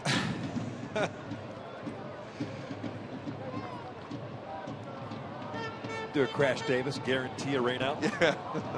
Turn the sprinklers on and just a little shower at night. Bouncer back up the middle, through the legs, right to the bag, and they can't turn it over play. They get the lead runner at second.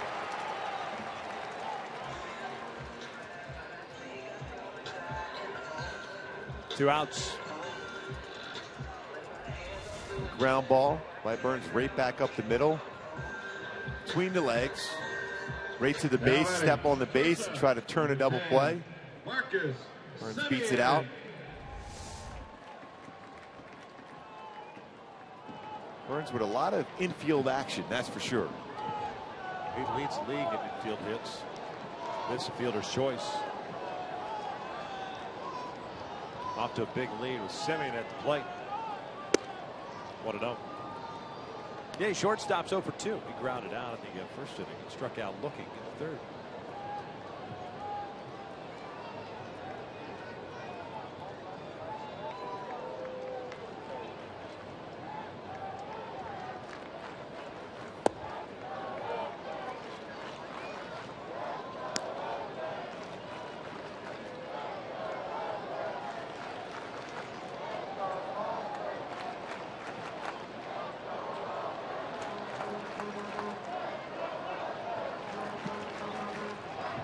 Nothing Athletics. We're in the bottom of the 5th inning. Halos in the 6th, and Trout, Pujols, and Freese coming up. For all the issues that Scott Kazmir has had against the Angels as far as career numbers, he has been pretty good today.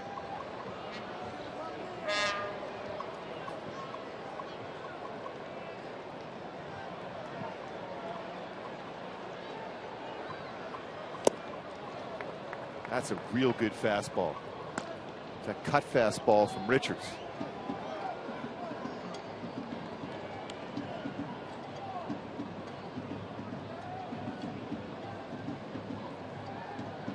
Good part of the order coming up for the Angels against Kazmir this next inning, though. That is Scott on the right side of the infield. Navarro calling for it. Hitting over. No runs, no hits, 1 left on, 5 in the books at the Coliseum. 1-0 Athletics.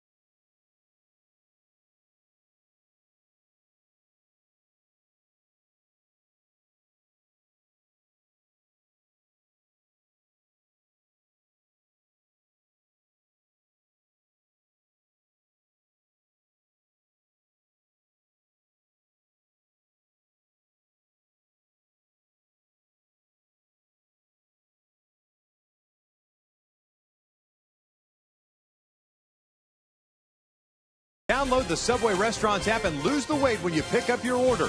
It's Subway made simple. Beautiful shot of downtown San Francisco. Halos are down 1-0 to the Athletics here in the rubber game of the series. Scott Kazmir has 4 strikeouts, 1 walk. He'll face Trout, Pujols, and Freese here in the 6th inning. Trout 2 for 2 with a couple of singles. He's been stranded both times at first base.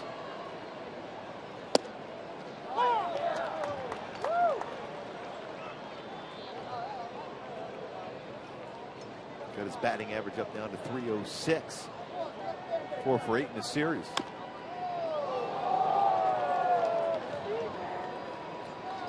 Second time he's got one off his leg in recent time. Arizona, right? So on his trip, off the toe. Rick Smith going to go out and seat Mike Trout now. See this angle exactly, the stride. Off the foot again.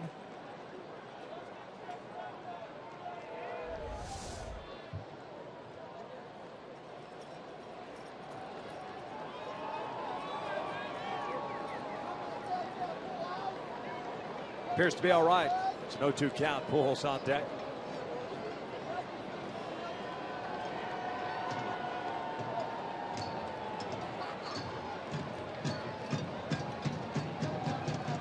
And a swing and a miss.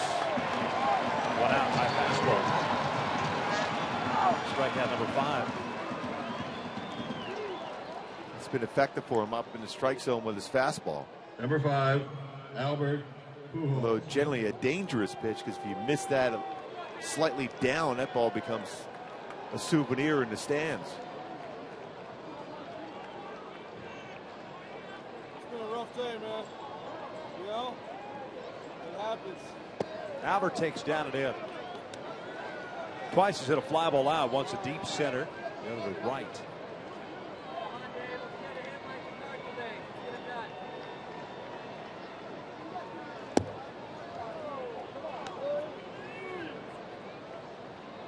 Cardinals about hit Oakland 5-4. They got that knock when they needed it. 3-0. A little green light special here for Pujols. He's hit 2 Rockets, hasn't nothing to show for it so far. There's ball 4. Second walk issued by Kazmir. The other to Calhoun in the third. Freeze will bat. Although Kazmir was kind of upset with himself in the walk, I don't think he was overly upset because of those 2 swings that Pujols had against him. Wasn't committed to challenge him on a 3-0 pitch.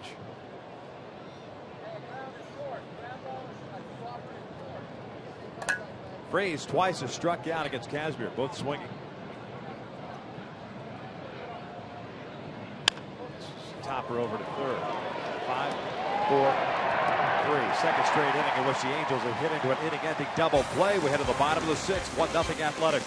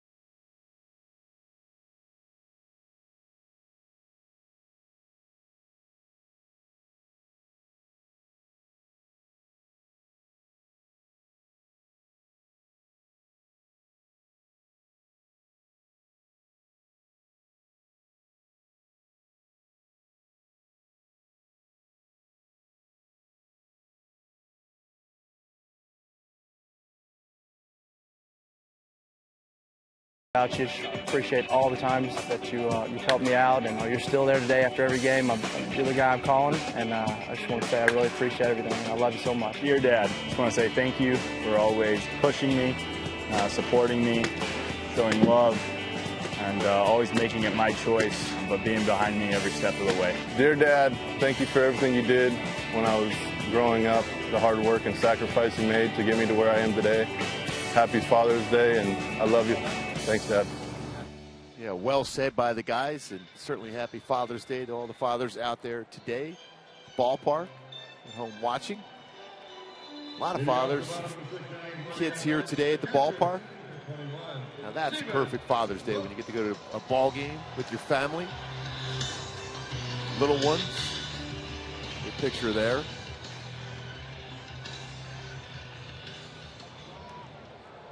Stephen Vogt to lead things off. The bottom of the 6th inning. 1-0 A's. Vogt for 1. He walked the first, grounded out to the third. Followed by Zobrist and Reddick. 3, 4, and 5 for Oakland.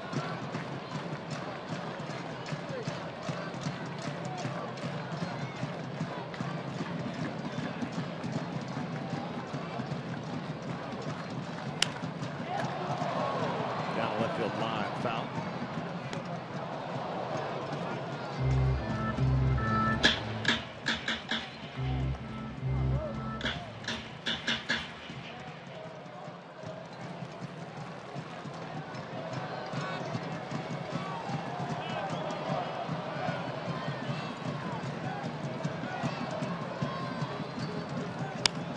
It'll flare out to left field. That'll get down for a leadoff single.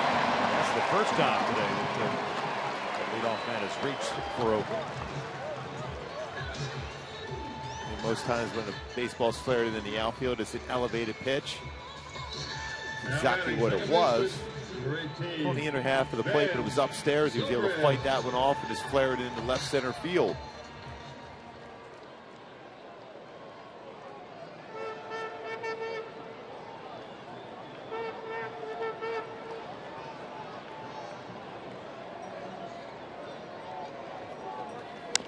Ground ball foul.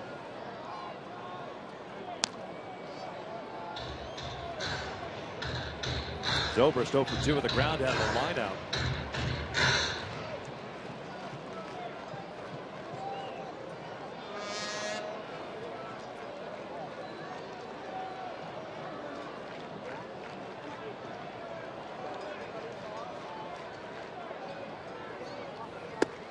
Yes, he did. 0 2.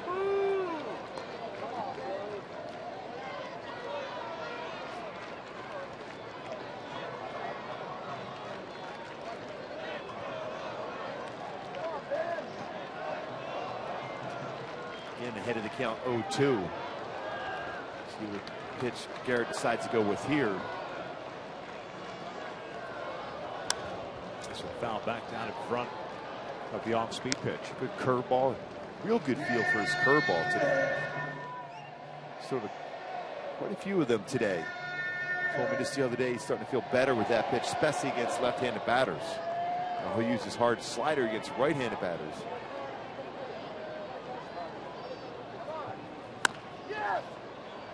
Another one to Ty Waller. The reason why a curveball becomes an important pitch for Garrett, because everything is firm. Fastball firm, slider firm. His curveball, though, 77, 78, so that's his off-speed pitch. He doesn't feel quite there as far as throwing his changeup as much as he would like to at this point in his career. But you need something slower to get the hitters off that firm stuff that you throw up there.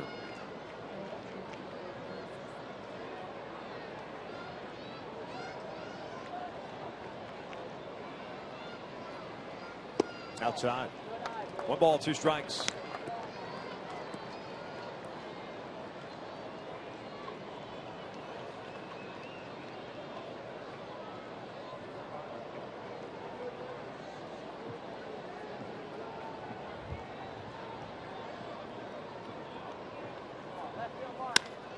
Zobrist bouncing up the middle. It's a single. Vogt will turn and try to go to third. Trout up and firing, and he is in there safely. So first and third, nobody out here to start the 6th inning.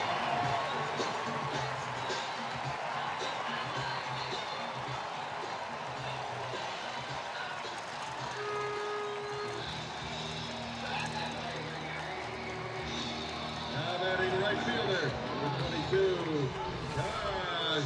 This fastball down. Zobrist didn't try to do a whole lot with it. Use the middle part of the field and gets that ground ball up the middle. Trout trying to charge it to a Vogt, but he read that one well. Took a shot at it. First to third on a base hit.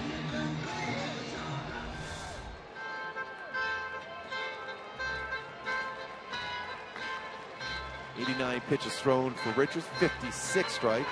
33 out of the strike zone. Majority of those early on in the game.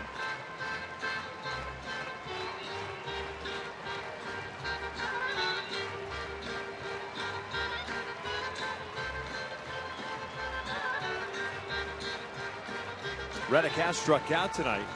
Today, I should say. Back in the second, singled in the fourth.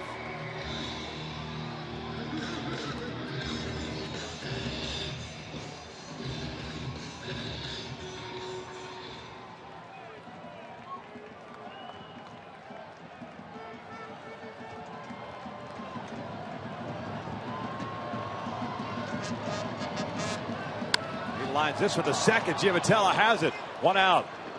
With the infield in right to the Angels' second baseman.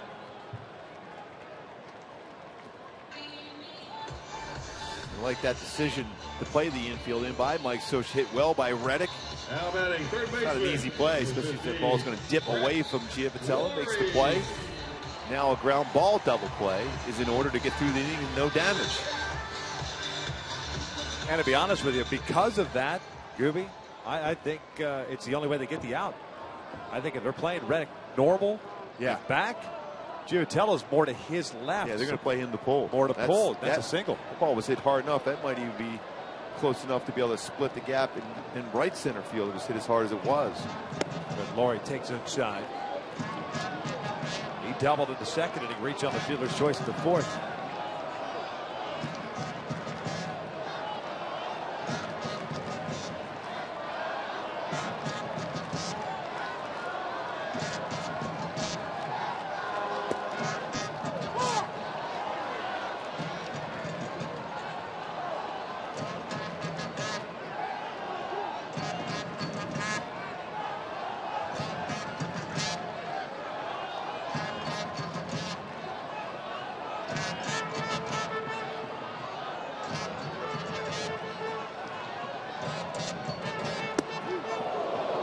Good one.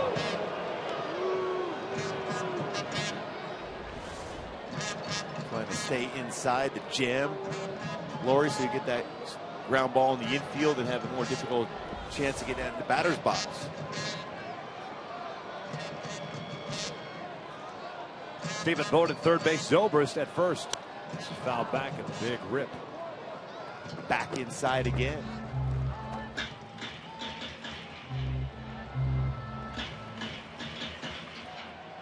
Now you wonder if he'll go with that swing and miss slider here.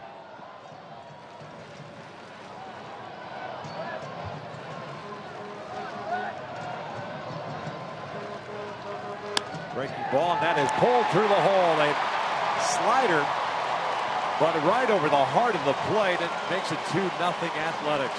Yeah, that's a slider where Richard was letting it go straight down instead of going away. It's the right pitch to the wrong location.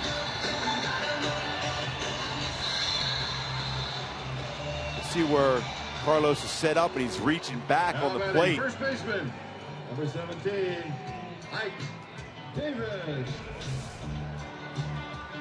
So 3 hits allowed in this inning. The Angels will get some action going in their bullpen now. Some movement down there. Looks like Trevor Gott. Get ready. Ike Davis at the plate. Zobrist at second. Now Laurie at first. Laurie picks up his 31st RBI. Upstairs.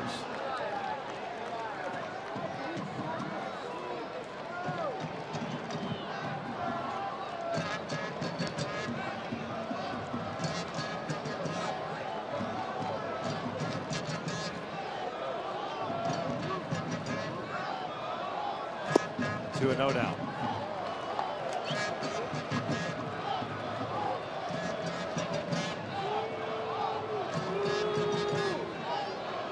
Perez going to go out and stall a little bit. Got the opportunity to get ready. 97 pitches for Garrett.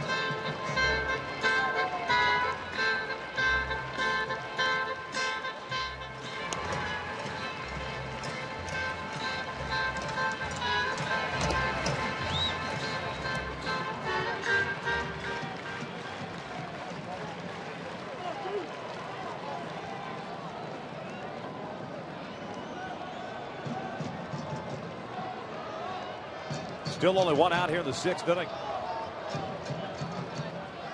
That is driven out toward left center field.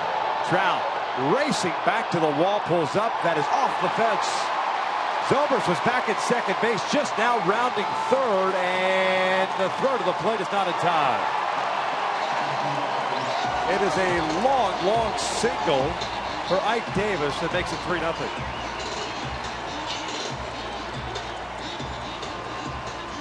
Yeah, it's a pretty good carry, as we talked about even yesterday in this ballpark in the day. Well, carries all high off the wall in left center field, a fastball that's up. A good count to do some damage. Backed up well by Robertson to get it in quickly. Designated hitter, number 20, Mark Hanna.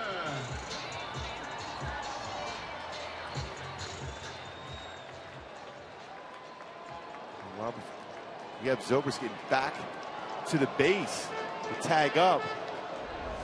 Clearly that ball off the bat was going to be off the wall. Fortunate enough for the Angels right here. Garrett can still try to limit the damage if he can get Hanna out. 0 for 2 today with a ground down to fly ball to right field. Gott's ready to go in the pen. Back-to-back singles to start the sixth. A line out that was hard hit by Reddick for the first down. A single to left, now a single off the wall by Davis. So everything in this inning's been hit very hard. Garrett Richards.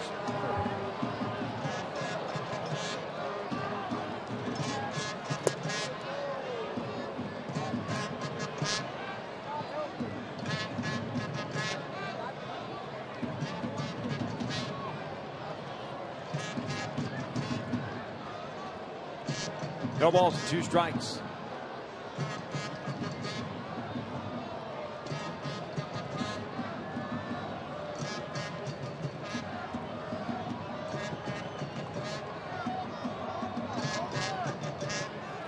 This is a little flare out to center. 2 outs. See, that breaking ball came back on the inner half of the plate also. You want that one to go down and away. You fought to get yourself in that position to get ahead. You want to have him chase something out of the strike zone. Curveball. See about a finger off the baseball from Richards, but too much of the plate. You know it's an out for Garrett. Yeah, I mean it's like a good get it over breaking ball for early in the count.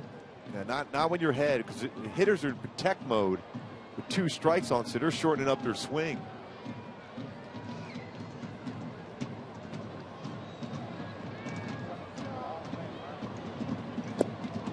Sam Fulton, 9th place hitter. He's doubled and scored and walked. Garrett's still not getting that hard slider and being called a strike when it's in the lower part of the strike zone today. So a little sign of frustration on that call, or lack of call. Well, now that we're in the 6th inning, I would imagine we would have already moved on from that situation. Not when you're trying to get through an inning. Knowing that Casimir's throwing the ball the way he is for Oakland today. That goes flying. That ball foul tipped. So it's 1-2 now.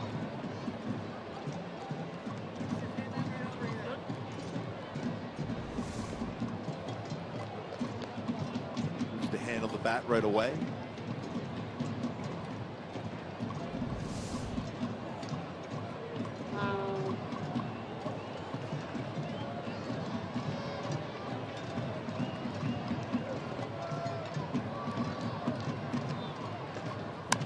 Bouncer over to first. Navarro has it.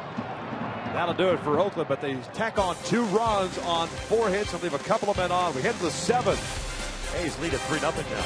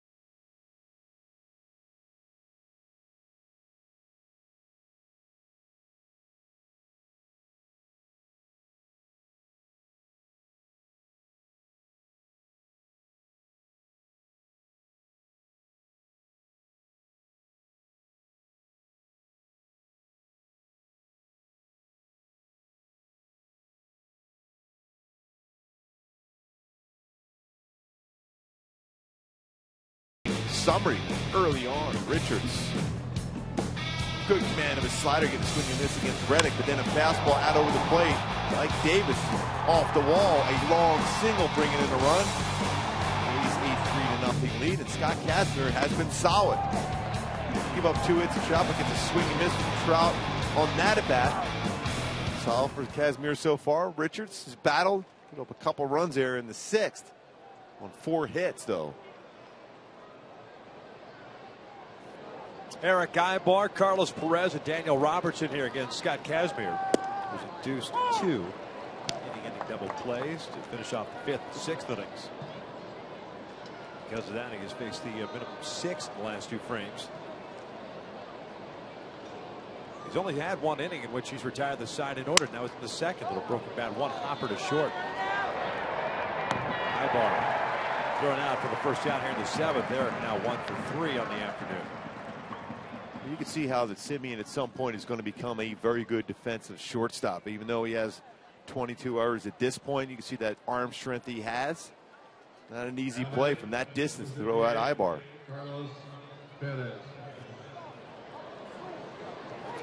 Working hard with Ron Washington, along with the rest of the fielders for Oakland. There's Wash.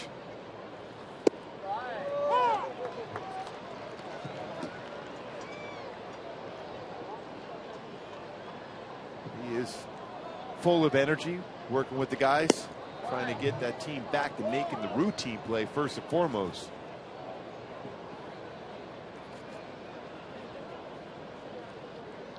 Remember that A's staff for a long time before taking over the head job manager for Texas. Carlos goes the other way and picks up a single. So man on for the Angels here with 1 out of the 7th, and Daniel Robertson coming up. Now batting, number 44, Daniel Robertson.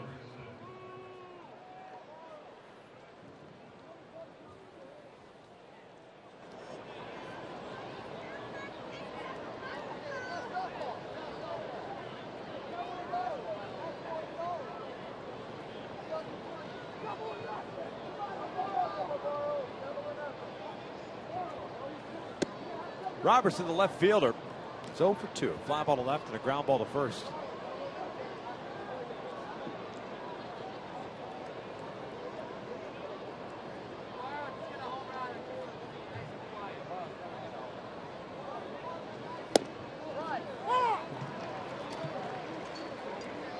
Yeah, we know how much this bullpen of Oakland has struggled.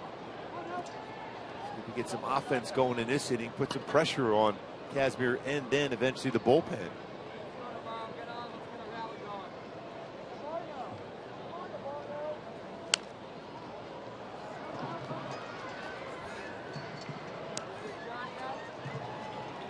Kazmir with 95 pitches thrown. Good percentage of strikes here for him today. 67 with 95 pitches in the strike zone.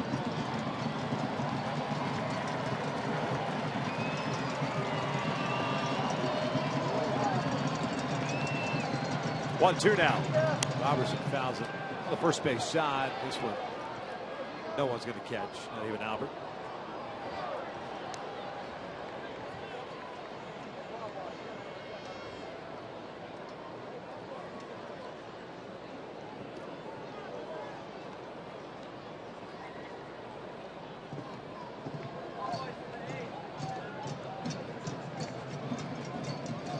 Navarro on deck at the top of the order.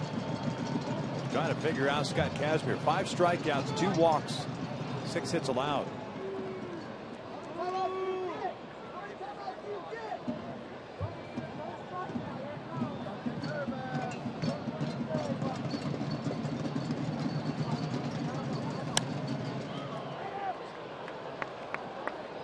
Pretty good fastball at 93. 97th pitch of the afternoon for Scott. Yeah, last year you saw him popping that fastball 95, 96. This year settling in around that 89 to 93 range. A lot more changeups and a very good changeup.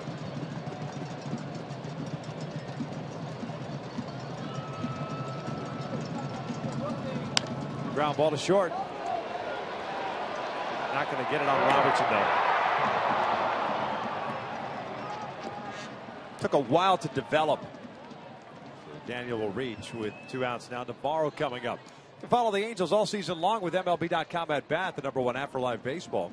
At bat is up to the moment, at any moment, with in-game highlights, live look-ins, replay reviews, radio broadcasts, statcasts, and more. Get MLB.com at bat for your smartphone or tablet today.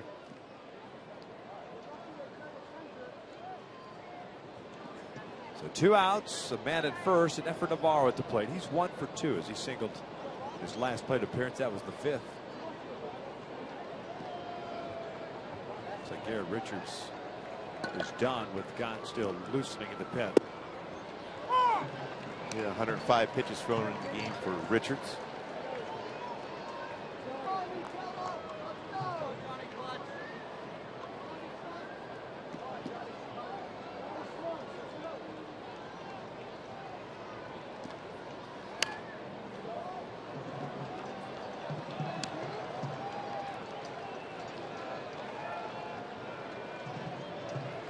When we came into the series, you know Oakland could score some runs, and their starting staff very solid. See that on display. Fielding, that's another issue. In the bullpen, same thing.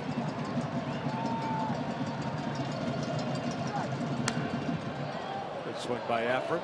Fouls it back, and it's an 0-2 count.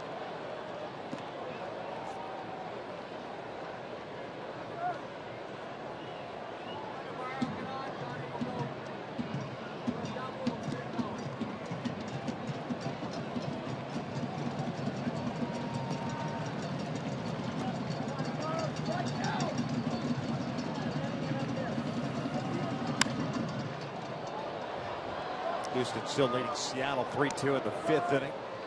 White Sox ended up winning in extra innings against Texas 3-2. Boston defeated Kansas City 13-2. Cleveland over Tampa Bay 1-0. Baltimore beat Toronto. They scored 4, at least 4 in the ninth. Right? It's that Blue Jays pen. Yeah, it was 9-9 going into the 9th inning. Scored 4. So there's been some high-scoring games of late in baseball. We talked about how the runs scored early in the season were down, but not lately. Weather's heating up. Balls flying. Tigers beat New York 12-4.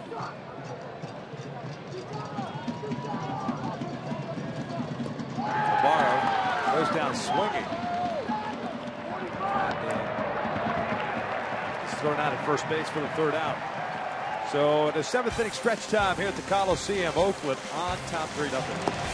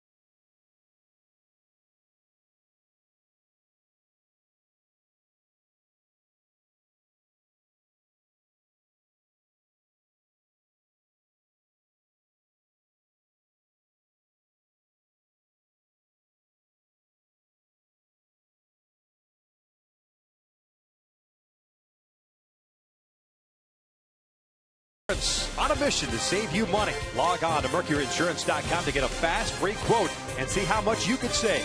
And by Hyundai. Great deals on amazing cars are going on now at your Hyundai dealer. Visit buyhyundai.com today. 3-0. Oakland leads it as we start the bottom of the 7th inning on this Father's Day. Hope you're enjoying your afternoon. Wish I had better news for you. All I can say is the Angels have 6 more outs to play.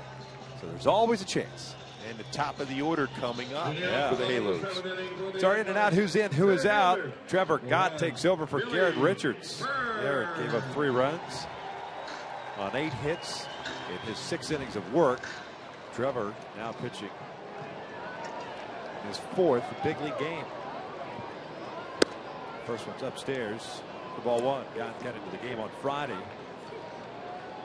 1 inning, 1 hit, 1 strikeout.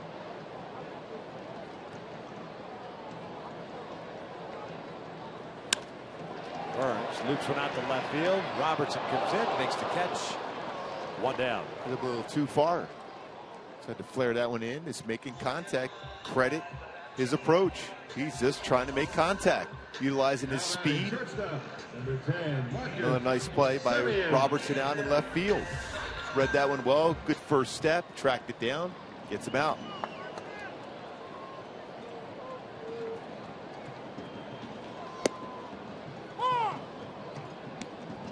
Marcus Semien looks at a strike.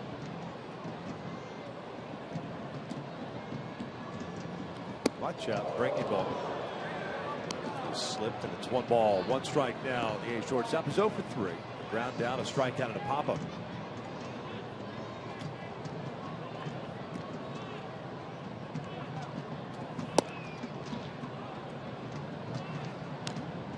Two balls and 1 strike. He has a real good moving fastball guy.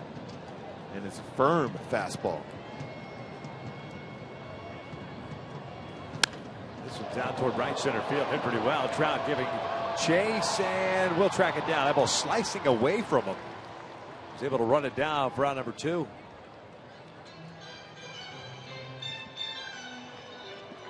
Just a little bit on the inner half of the plate. Pretty good swing by Semien. The ball's kind of going away from Trout, almost like he was seeing if a lefty was hitting that ball in the left center field. He tracks it down, and the communication there, and Calhoun getting out of the way. Good job as far as communication between Trout and Calhoun out in the outfield.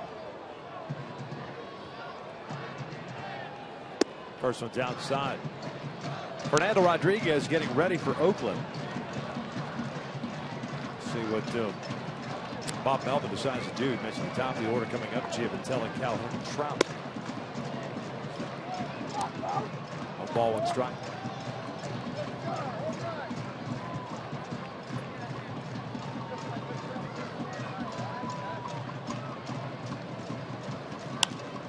This one now towards shallow center field. Trout racing over, makes the catch.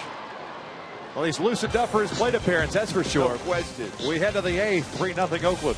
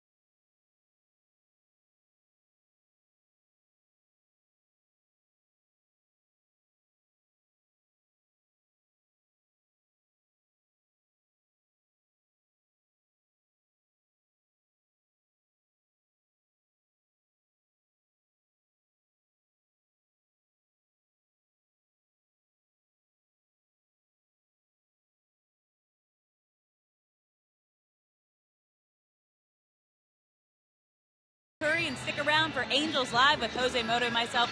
After the game, we'll take a look back at this series and the Angels road trip, but also in honor of Father's Day, all these Angels dads that are away from their families and working today. I talked to them about talking to their families this morning. Matt Shoemaker, a first-time dad, said his wife sent him photos. Albert Pujols had a nice little conference call with his 5 kids. Ibar and Iannetta got some FaceTime. And then Mike Scioscia said he got the text followed by the infamous, "Dad, I need some money." My dad calls that the bank of dad call. Victor, did you talk to your kids this morning? No, I decided I'm going to blow them off today, Alex. Yeah, they called me this morning. Today's my day. I'm off. I'm not here. It is about you today. You know they're not never calling. It's always texting. Yeah, no, they called. That was funny. Mike Scioscia was talking about it. He goes, yeah, I got a text, a couple texts from the kids. The only time I get a call is when they want some cash. Yeah, yep. We all know that feeling. Giavotella, Calhoun, and Trout. Johnny with a 2-0 count. Kazmir still on the mound. Rodriguez ready to go. Giavotella 0 for 3 today with a pop-up, a ground down, and a strikeout. For Kazmir, his last start only went 5 innings at San Diego, threw just 81 pitches, so it's not like he was exhausted. Season high is 111. And it's 3 balls to a strike. Tyler Clippard now loosening. Clippard came in yesterday. Pitched an inning and a third.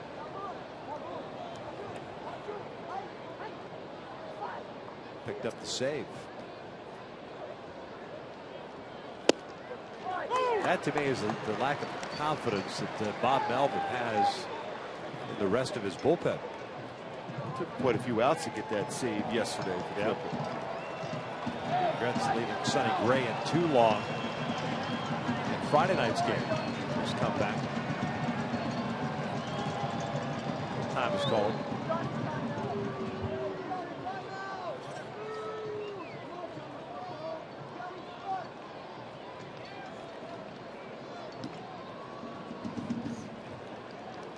Over which pitch they want to throw to Giavotella. Whatever that discussion is, it's got to be, and we have to throw him a strike. They got to get that leadoff hitter out.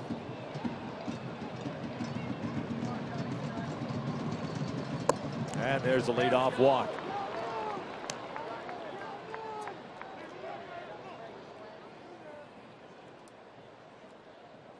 It'll bring up Cole. I see one more hitter. That's what he's basically telling them there. Just give it everything you got for one more batter, lefty versus lefty. Though you have a lefty, it's had some success against Kazmir Cole Calhoun. 4 for 6 in his career.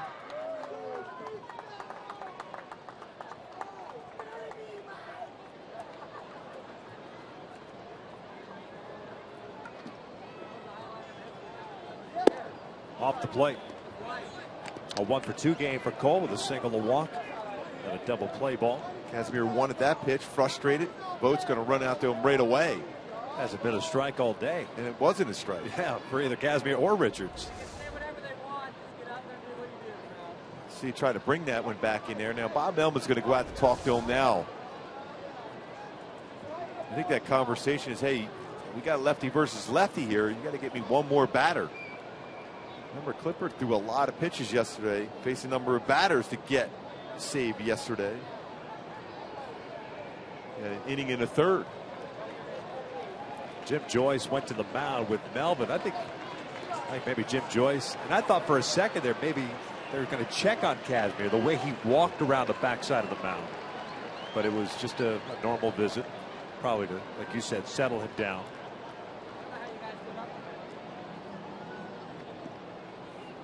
Well, if you're Cole, you almost have to make sure he's throwing that pitch right down the middle of the plate. Otherwise, see if he can fall behind 2-0. This is popped up to shallow left. Sam Fold is there. 1 out.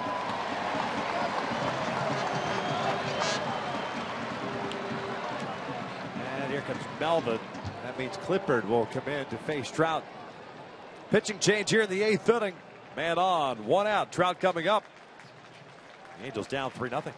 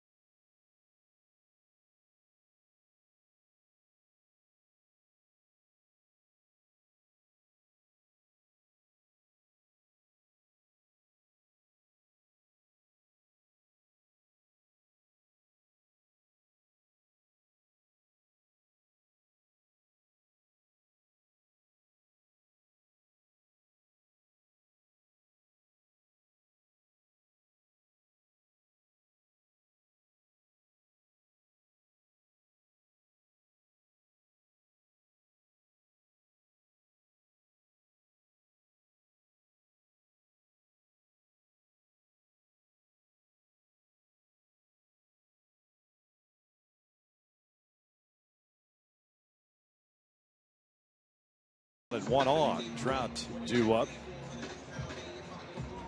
Clippard mentioned picked up his 11th save yesterday, going an inning and a third. Allowed just 1 hit. That was a single to Johnny Giavotella.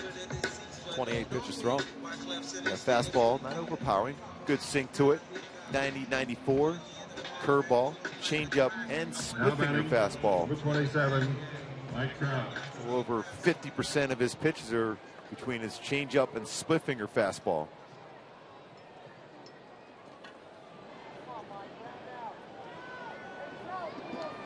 Trout a 2-for-3 game with 2 singles and a punch out. Kazmir 7 1/3, 6 hits, 6 strikeouts, 3 walks. He's responsible for Giavotella at first.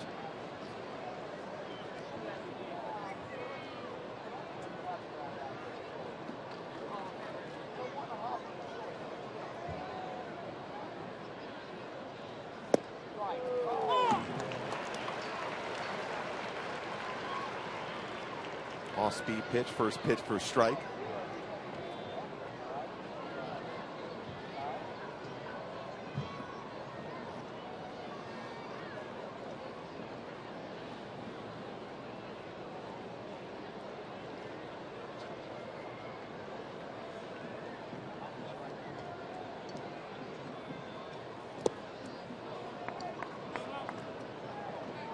Hyundai key for this game.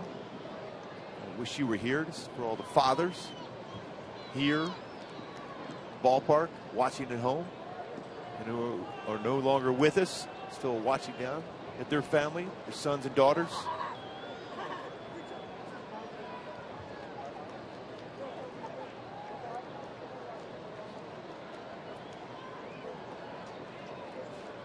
Quick check in of Giavotella, easily back.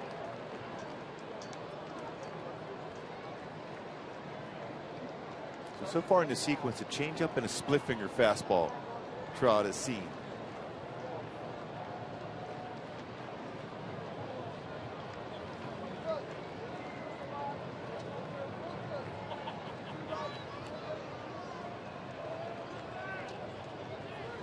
Inside, 2 balls and 1 strike. Well, trying to get on board to give Albert an opportunity.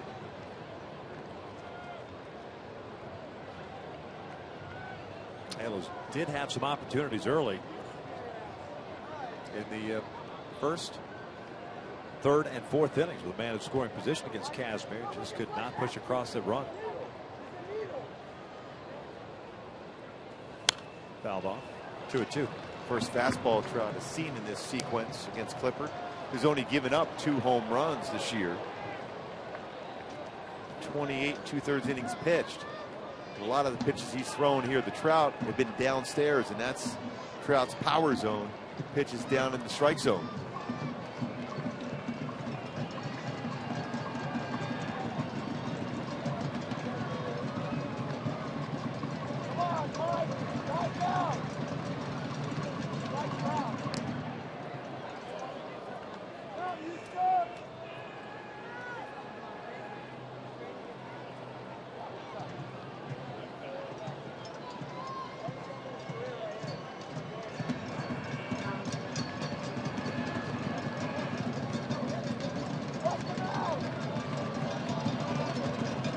Long pause for Clippard. Here's the 2-2. Outside, full count.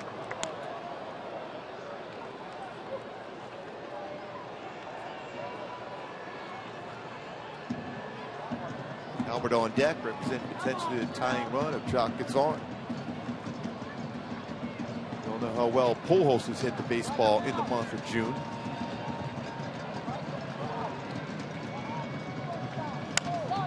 This is skied to left. Sam Fold comes in. 2 outs.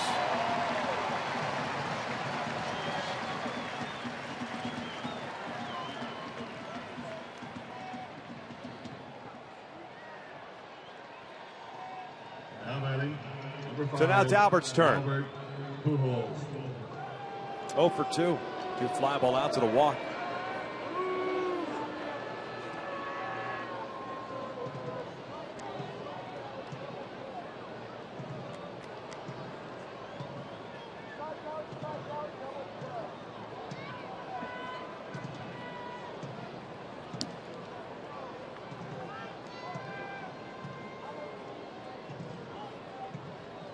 Upstairs.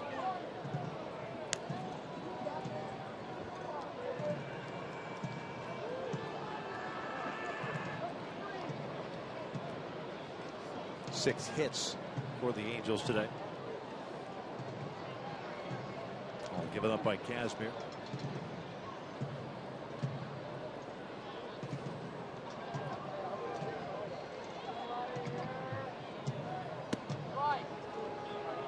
At bat by Pujols against Kazmir in the first inning after back-to-back singles by Calhoun and Trout. Crushed the ball to center field. And Burns ran it down on the warning track.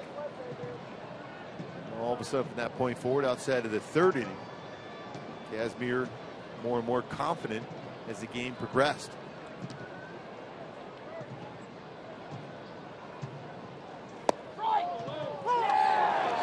2-1. Albert didn't like that call.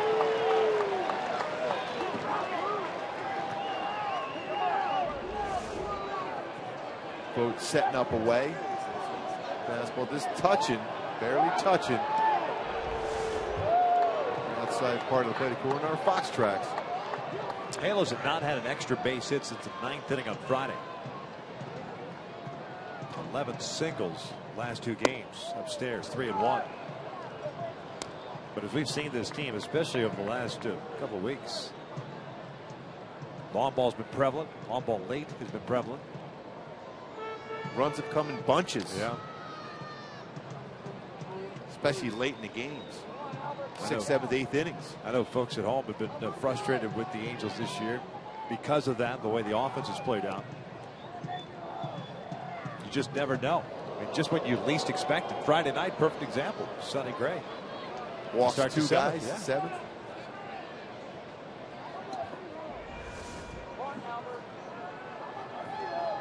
Good play by Ike Davis. Surprised even Ike Davis to throw over there at this point on a 3-1 count.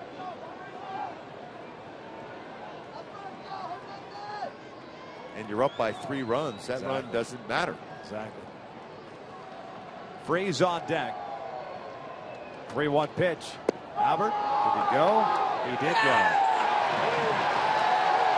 Marvin Hudson rings it up. Full count now. It almost looked like he did commit to the swing. Let's see if he did. Yep. Tried to sell it.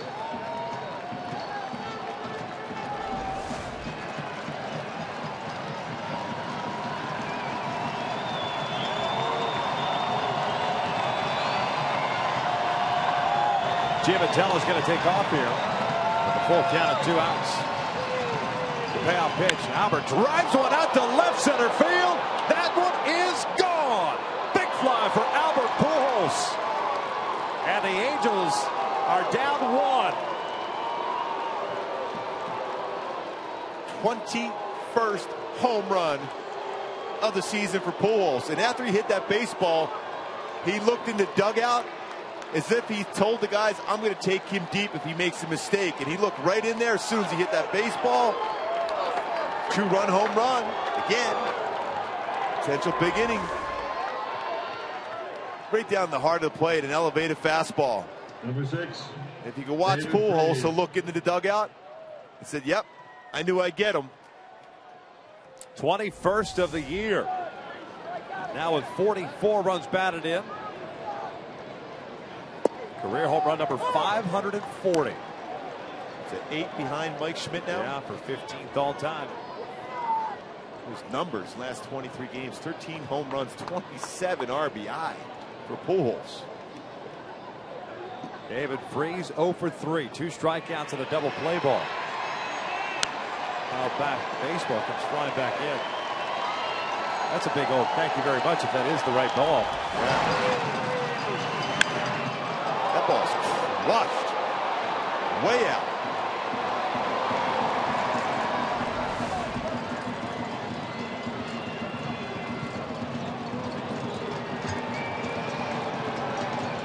One of those runs charged to Kazmir. 0-2 now. Freeze loops one out to right field. That's going to get down for a base hit. So the tying run on board now as Eric Ibar will come to the plate. And you're dealing with a guy who closed the game out, getting an inning in the third yesterday. Featherston going to pinch run for David Freese. And now visited by the pitching coach, Kurt Young. Like we said, there's no rhyme or reason. Last year, the way the team played, it just seemed like they were just rolling. I mean, they score runs in bunches, and it was just one of those every single day. What were we going to see today? This year, when you think they're about to go on a stretch, then all of a sudden the cold bats come out. When the cold bats are out, all of a sudden, boom. Yeah.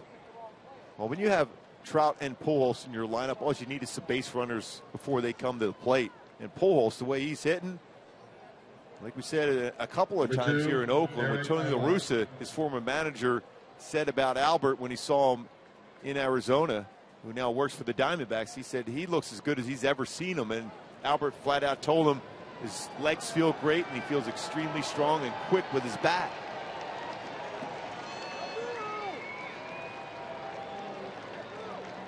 Eric Ibar looks at a strike.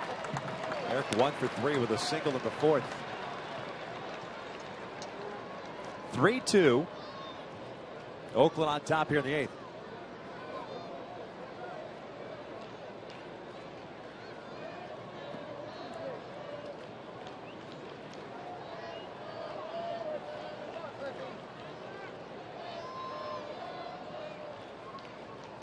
Yeah. 0-2 count.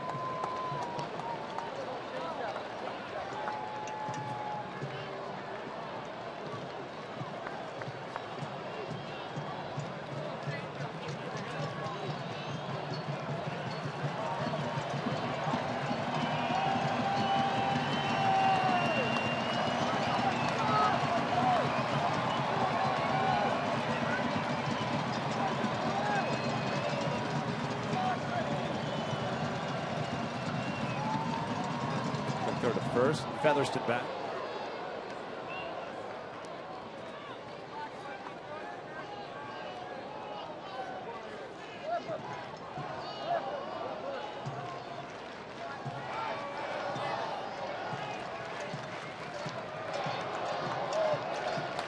Joe Smith will pitch the bottom of the eighth inning. He's getting ready. Big lead for Featherston at first. Huge lead. Ibar strikes out swinging on an off-speed pitch. And that'll do it for the Halos. Bob, the Angels draw within one. A Walker Giavotella, a two-run blast by Albert Pujols, his 540th of his career. Head to the bottom of the eighth. Oakland on top now, 3-2.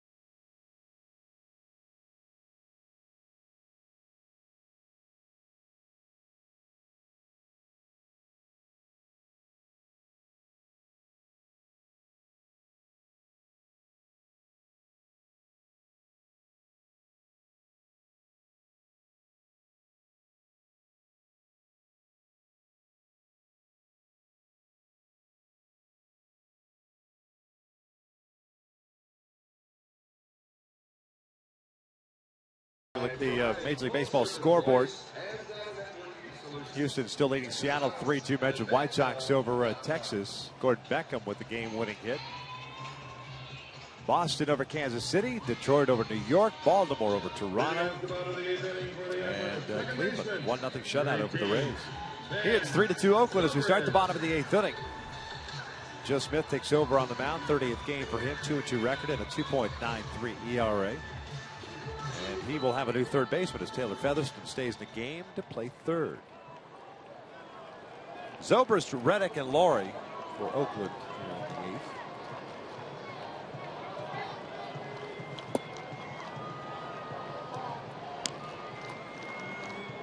Zobrist, a 1-for-3 game, a single and a run scored in the 6th.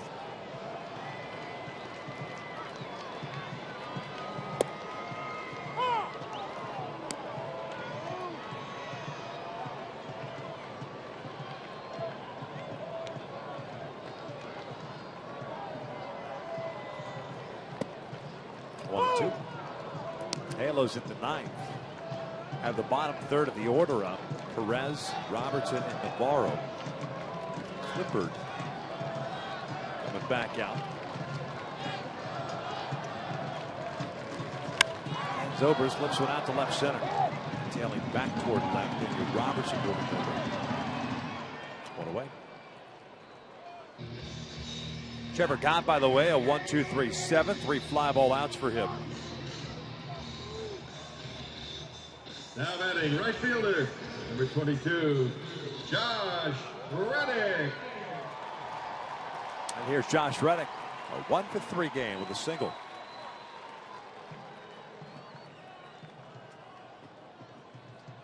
Two for 6 in his career versus Joe Smith.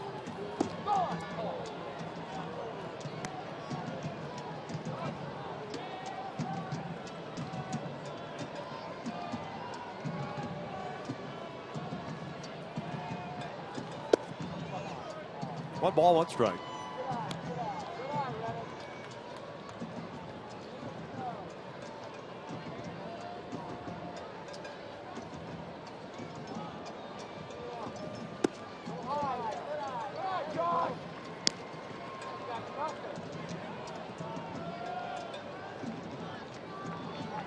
Garrett Richards got the start today, went 6 innings, gave up 3 runs on 8 hits, struck out 3, walked 2.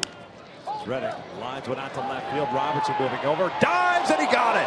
What a play by Daniel Robertson for the second out of the inning. Well, he's made some unbelievable plays here in Oakland. And a clap there from Dino Ebel, who controls the outfield defense. This ball is hit well by Reddick going the other way. Going to be tailing away from Robertson, but a diving play. Good energy. Good timing and dives and makes an unbelievable play for Daniel Robertson. What a play. And it would have been a fair ball. So 2 outs for Brett Laurie. 2 for 3 with a double and a single. Picked up an RBI. Oakland with a run in the 3rd, 2 in the 6th.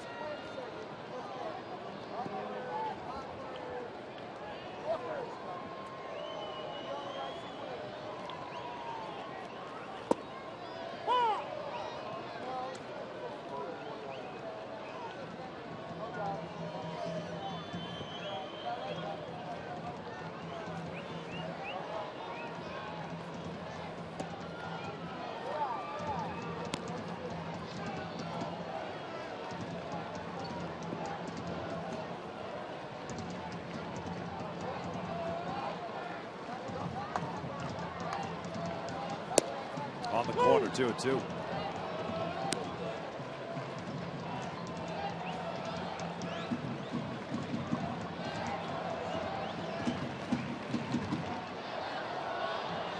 Two now. Bounce foul.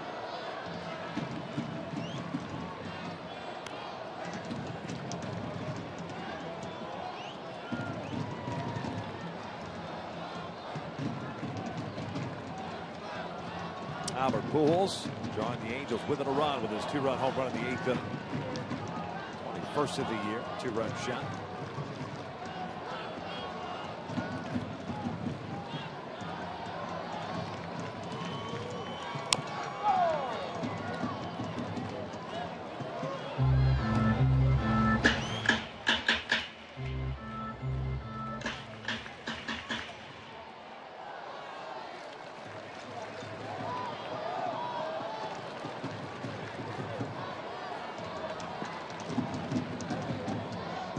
Tyler Clippard. And check swing. Did he go? No. Hudson says he did not. Thankful he said Albert went. Top of the inning, which he did. Then he went yard.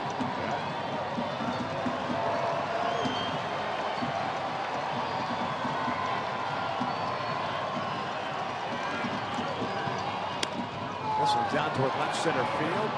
Mike moving over. And a 1-2-3 inning for Joe Smith. We will head to the 9th inning. The Angels down by a run. Have Perez, Robertson, and Navarro due up.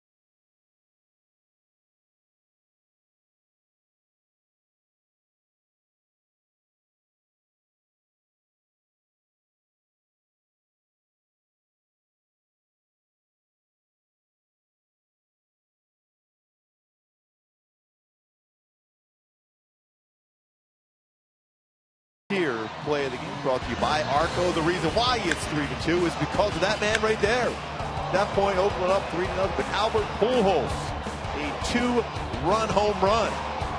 His 21st home run, 44 RBI on the season for Albert Pujols.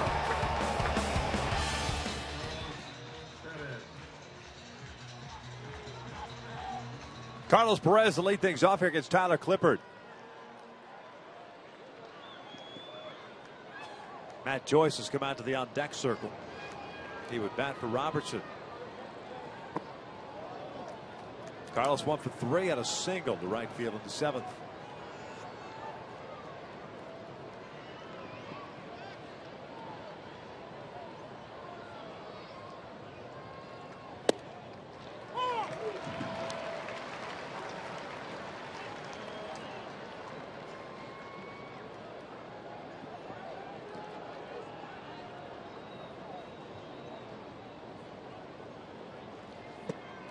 Two balls and one strike.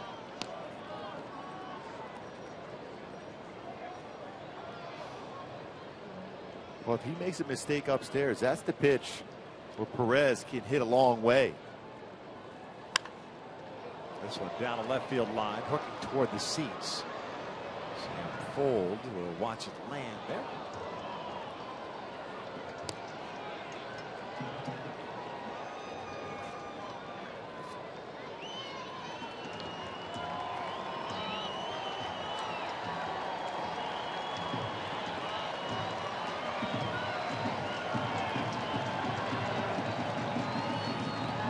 And he got him with a high fastball. One down.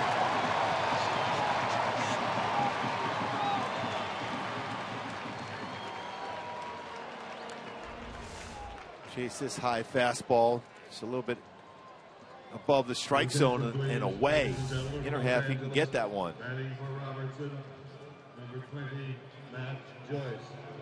Here's Joyce pinch hitting. Robertson ended up going 0 for 3. Batted at 187, has 4 home runs, 18 runs batted in. 1 for 4 as a pinch hitter this year. Oakland overshifts, 3 infielders on the right.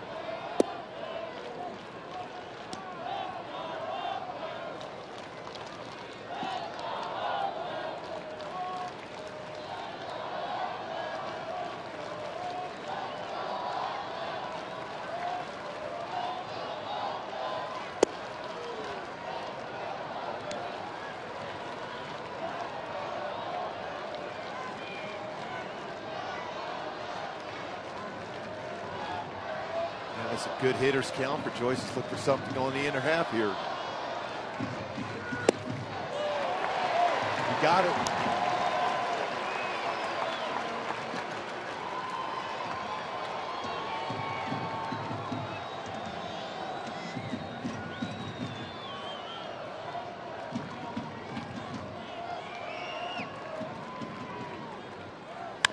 Chopper to the right side. Davis had to go off his glove, and the tying run will reach on the error by Davis. He just went back on the baseball and instead of being aggressive on the baseball. And that hop got him. He's upset with himself.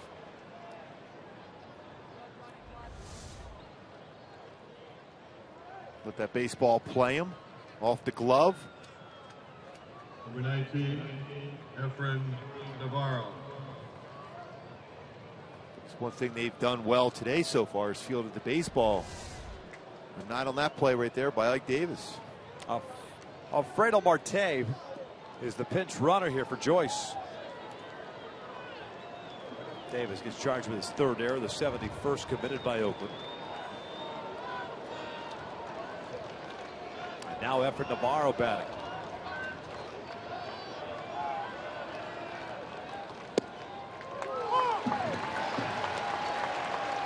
Effort a 1-for-3 game with a single in the 5th inning.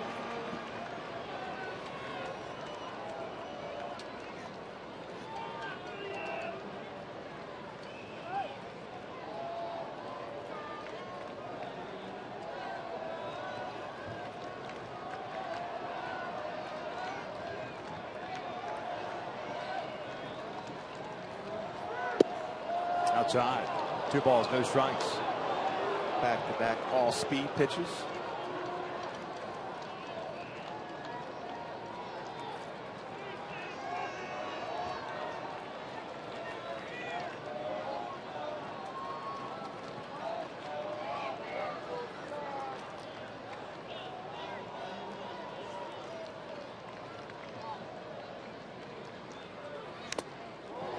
That one fouled back. 1-2.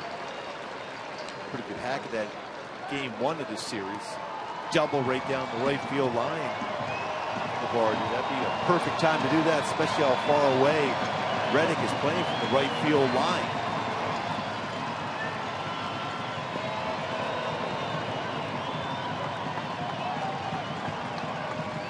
When a guy with a lot of changeups, you have a chance to pull a ball down in that corner.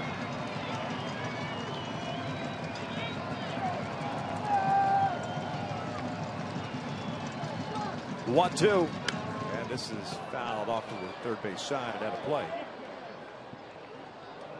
We'll do it again at a ball and 2 strikes. Giavotella on deck, and then it's Calhoun to get to that point.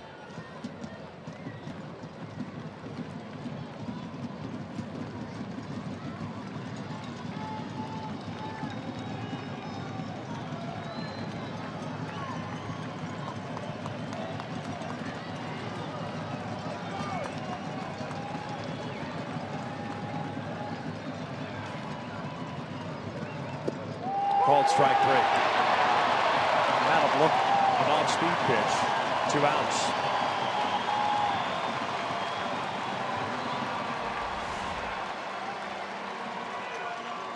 And it's well located. Like a split finger fastball. Now batting, number 12, Johnny Giovatello.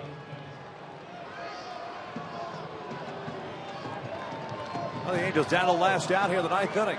Tying run over at first base.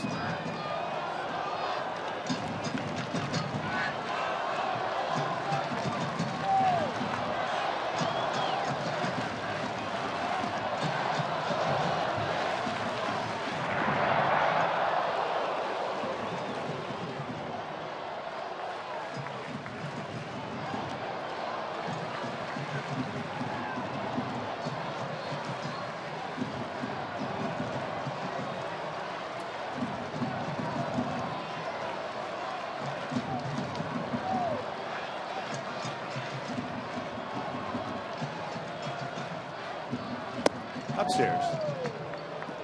Alfredo Marte just one major league stolen base.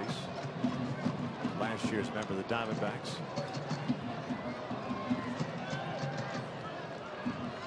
Certainly if you guess right, especially with a lot of off-speed pitches from Clippard, you should be able to get a pretty good jump.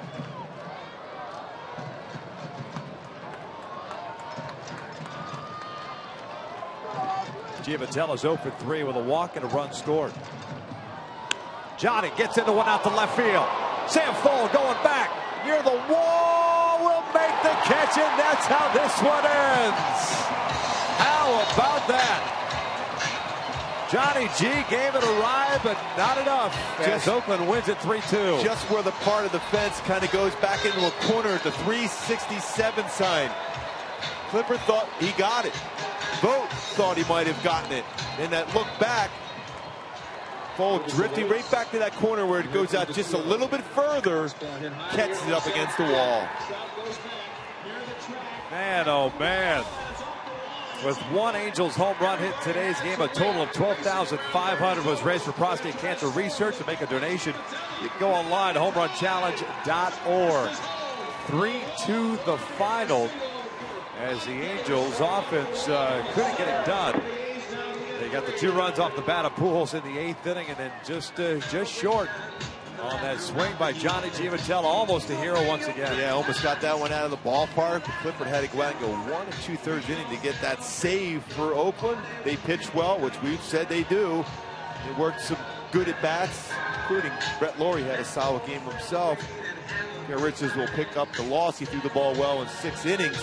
A chance, though, for Johnny Giavatello. Almost got that one out, just a little short.